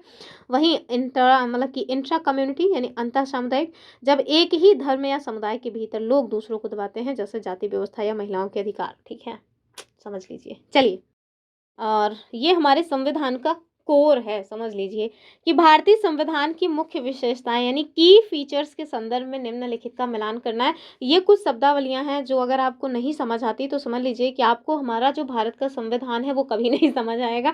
फिर चाहे आप लक्ष्मीकांत से पढ़ो, चाहे आप मतलब कि लूसेंट से पढ़ो या एनसीईआरटी से पढ़ो, ये शब्दावलियां आपको पता होनी चाहिए। कौन कौन सी शब्दावलियां हैं? संघवाद यानी कि जो फेडरलिज्म है वो क्या है? संसदीय शासन प्रणाली, शक्तियों का बंटवारा और मौलिक अधिकार। वैसे मैं जानती हूँ, कुछ पता हो या ना पता हो जो मौलिक अधिकार है वो आप सब जानते होंगे। और ये है हमारे पास कूट। ठीक है, चलिए। वैसे तो जब क्लास 8 की एनसीईआरटी हम डिटेल में पढ़ेंगे, जिसके नोट्स अब हम बना रहे हैं, तो उसमें ना ये सारी शब्दावलियाँ आपको समझ आएंगी, उसमें हम आपको थोड़ा डिटेल में समझाएंगे। लेकिन अभी आप ये क्वेश्चन सॉल्व कीजिए। तो जो संघवाद होता है उसमें ना देश में एक से अधिक स्तर की सरकार, जैसे भारत देश में देखिए 3 लेवल पे सरकार है, तो ये क्या है? ये संघवाद जो शासन प्रणाली है उसको जो है संघीय शासन प्रणाली को दर्शा रहा है। ठीक है, तो अगर एक से अधिक लेवल की सरकार है तो आप समझिए कि वो जो सरकार है वो कैसे है? संघवाद वाली है, यानी कि संघीय शासन प्रणाली वहाँ पे आपको देखने को मिलेगी। तो एक से मतलब कि देश में एक से ज़्यादा स्तर की सरकार का होना, इट मीन संघवाद। फिर वहीं देखिए संसदीय शासन पद्धति, तो जो ये संसदीय शासन पद्धति होती है इसमें क्या होता है कि हमारे द्वारा चुनी हुई जो मतलब कि सरकार है वो आपको देखने को मिलेगी। जैसे हम लोग अपने प्रतिनिधियों को चुन करके भेजते हैं राज्य के विधानमंडल में, और जो है जो हमारी संसद है उसमें, और वहाँ पे फिर वो लोग देश के लिए यानी हमारे आपके लिए नियम कानून बनाने का काम करते हैं। ठीक है, तो ये है हमारी संसदीय शासन प्रणाली। शक्तियों का बंटवारा यानी कि सरकार के जो 3 अंग हैं, कार्यकालिक मतलब कि कार्यपालिका, विधायिका और तीसरा है न्यायपालिका, ये लोग अपना मतलब कि ऐसा ना हो कि एक दूसरे की शक्तियों का हनन कर रहे हैं, तो ऐसा ना हो। इनके बीच जो शक्तियों का बंटवारा है वो अपनी शक्तियों का अपने हिसाब से यूज़ करें। ठीक है, ये होता है शक्तियों का बंटवारा। और मौलिक अधिकार क्या है? तो नागरिकों को राज्य की सत्ता के मनमाने इस्तेमाल से बचाना, अर्थात ऐसा ना हो कि जो सरकार है वो मनमाने तरीके से हम लोगों का टॉर्चर करती रहे और हमारे पास कोई राइट्स ना हो। नहीं, तो ऐसा नहीं है। तो जो मौलिक अधिकार है वो क्या है? ये नागरिकों के राज्य के खिलाफ दावे हैं। ठीक है, अर्थात इसका जो सही उत्तर है वो क्या हो जाएगा? ए का 2, और ए का 2 देखिए 2 जगह है, बी का देखिए 4, ए का 2 बी का 4, ऑप्शन ए इसका उत्तर हो जाएगा। ठीक है, ऑप्शन ए। चलिए आगे देखिए। तो जो संघवाद है ये केंद्र और राज्य स्तर पर जो सरकारें हैं उनकी बात करता है। संसदीय शासन तो वयस्क मताधिकार और प्रतिनिधियों का जो चुनाव है वो। शक्तियों का बंटवारा तो कार्यपालिका, विधायिका और न्यायपालिका का अलग अलग अपनी शक्तियों का यूज करना। मौलिक अधिकार जिसे संविधान की अंतरात्मा कहा जाता है, और राज्य जो है इसकी निरंकुशता से लोगों को ये बचा के रखता है। ठीक है, तो ये संविधान की अंतरात्मा है। और अगर आपसे कोई कहे कि चलो बताओ अम्बेडकर जी ने संविधान की आत्मा किसको कहा है, बता दीजिएगा आर्टिकल 32, जो कि इसी मौलिक अधिकार में ही आता है। ठीक है, चलिए फिर लास्ट क्वेश्चन, और इसी के साथ आज का जो हमारा सेशन है वो एंड हो जाएगा। आप लोग कमेंट करके बताइए क्लास कैसी लगती है आपको। क्या हमारे ये जो मॉक टेस्ट हैं ये आपको समझ आ रहे हैं? आपको लग रहे हैं कि हाँ आप मतलब कुछ कॉन्फिडेंस आपका बूस्ट हो रहा है, या फिर यूँ ही हवा हवाई है? क्योंकि मैं देख रही हूँ पसंद तो आप लोगों के द्वारा किया ही जा रहा है इस सेशन को। कल वाली वीडियो भी ठीक ठाक आप लोगों ने व्यूज़ दिया है, अच्छे से लाइक वगैरह भी किया है, इवन हाइप्स भी आप लोगों ने किए हैं। तो मैं ये तो मान ही रही हूँ कि आप लोगों को पसंद आ रहा है, तभी आप लोग हाइप्स वगैरह कर रहे हो। लेकिन फिर भी अगर आप कमेंट करके बताते हो तो फिर और ज़्यादा मतलब अच्छा लगता है ना, कि हाँ आप लोग अपनी फीलिंग्स को व्यक्त कर रहे हो कि हाँ चीज़ें आपको समझ आ रही हैं नहीं, क्या मुझे इसमें कुछ सुधार करने की ज़रूरत है या नहीं। चलिए लास्ट क्वेश्चन है जो उसके साथ इसका उत्तर दीजिए आप लोग। कह रहे हैं कि डॉक्टर VR अम्बेडकर के अनुसार संविधान में मौलिक अधिकार यानी फंडामेंटल राइट्स का दोहरा उद्देश्य क्या है? बताइए। कह रहे हैं कि हर नागरिक ऐसी स्थिति में हो कि वह उन अधिकारों के लिए दावेदारी कर सके। दूसरा, ये अधिकार हर उस सत्ता और संस्था के लिए बाध्यकारी हों जिसे कानून बनाने का अधिकार है। तीसरा, ये अधिकार सरकार को असीमित शक्तियां प्रदान करे ताकि वो देश का विकास कर सके। अच्छा आप बताओ पहले, क्या अंबेडकर जी इस तरह की बातें बोल सकते हैं भला कि ये जो मतलब कि सरकार है उसको असीमित शक्तियां प्रदान की जाए? अगर असीमित शक्तियां सरकार को प्रदान कर दी जाती तो आप समझिए आज तक जिस तरीके से हम लोगों के यहाँ हिंदू राष्ट्र की मतलब की मांग चल रही है ना, जिस तरह की सरकार आज है, हो सकता है अभी तक भर में हिंदू राष्ट्र घोषित भी हो जाता, मतलब संविधान को ही पूरी तरीके से उलट पुलट कर दिया गया होता। तो ध्यान रखिएगा, ऐसा नहीं है। गवर्नमेंट को कभी भी असीमित शक्तियां नहीं दी जा सकती, वरना लोकतंत्र की मतलब कि उसका गला घोंट जाएगा, समझ लीजिए, उसको फांसी पे चढ़ा दिया जाएगा लोकतंत्र को। तो तीसरा जहां जाए उसको पहले ही हटा दीजिए, तो कम से कम 2 ऑप्शन तो हट ही गए। पहला तो ठीक ही लग रहा है कि हर नागरिक ऐसी स्थिति में हो कि वह उन अधिकारों के लिए दावेदारी कर सके, और दूसरा क्या है कि हर ये जो अधिकार है हर उस सत्ता और संस्था के लिए बाध्यकारी हो जिसे कानून बनाने का अधिकार है। तो हाँ भैया, ठीक तो लग रहा है। तो बस यही हो जाएगा सी वाला। आगे देखिए, बस खत्म हो गया। हाँ, खत्म हो गया। चलिए, तो ध्यान से देख लीजिए, अंबेडकर जी का कहना था कि जो मौलिक अधिकार हैं उनके 2 उद्देश्य हैं। नागरिक अपने अधिकारों का एक तो दावा कर सकें, और दूसरा सत्ता यानी कि जो सरकार है, जो विधायिका है, इन अधिकारों को मानने के लिए बाध्य हो। ऐसा ना हो कि सरकार ही मनमानी कर रही है, हमारे अधिकारों को कुचला जा रहा है, ऐसा नहीं होना चाहिए, ठीक है। बाकी तीसरा तो गलत ही है, वो हमने आपको बता ही दिया। तो बस ये हमारे द्वारा प्रिपेयर की गई PDF थी। आई होप आपको वीडियो पसंद आया होगा। फिर मिलते हैं, तब तक के लिए नमस्कार एंड जय हिंद। वीडियो को खूब शेयर कीजिए, खूब हाइप कीजिए, खूब लाइक कीजिए, प्यारे प्यारे कमेंट्स कीजिए, ताकि हम भी मोटिवेट रहें। और आप लोगों को लगता ही होगा ना, मैं जब तक क्लास में रहती हूँ एकदम फुल एनर्जी वाले मूड में रहती हूँ। तो इसके पीछे का कारण जानते हैं क्या? आप लोगों का प्यार ही है। जो आप लोग प्यारे प्यारे कमेंट्स देते हो ना, वही है, ठीक है। तो इसी एनर्जी के साथ आप लोग भी क्लास में रहा करिए। फिर मिलते हैं, तब तक के लिए नमस्कार एंड जय हिंद।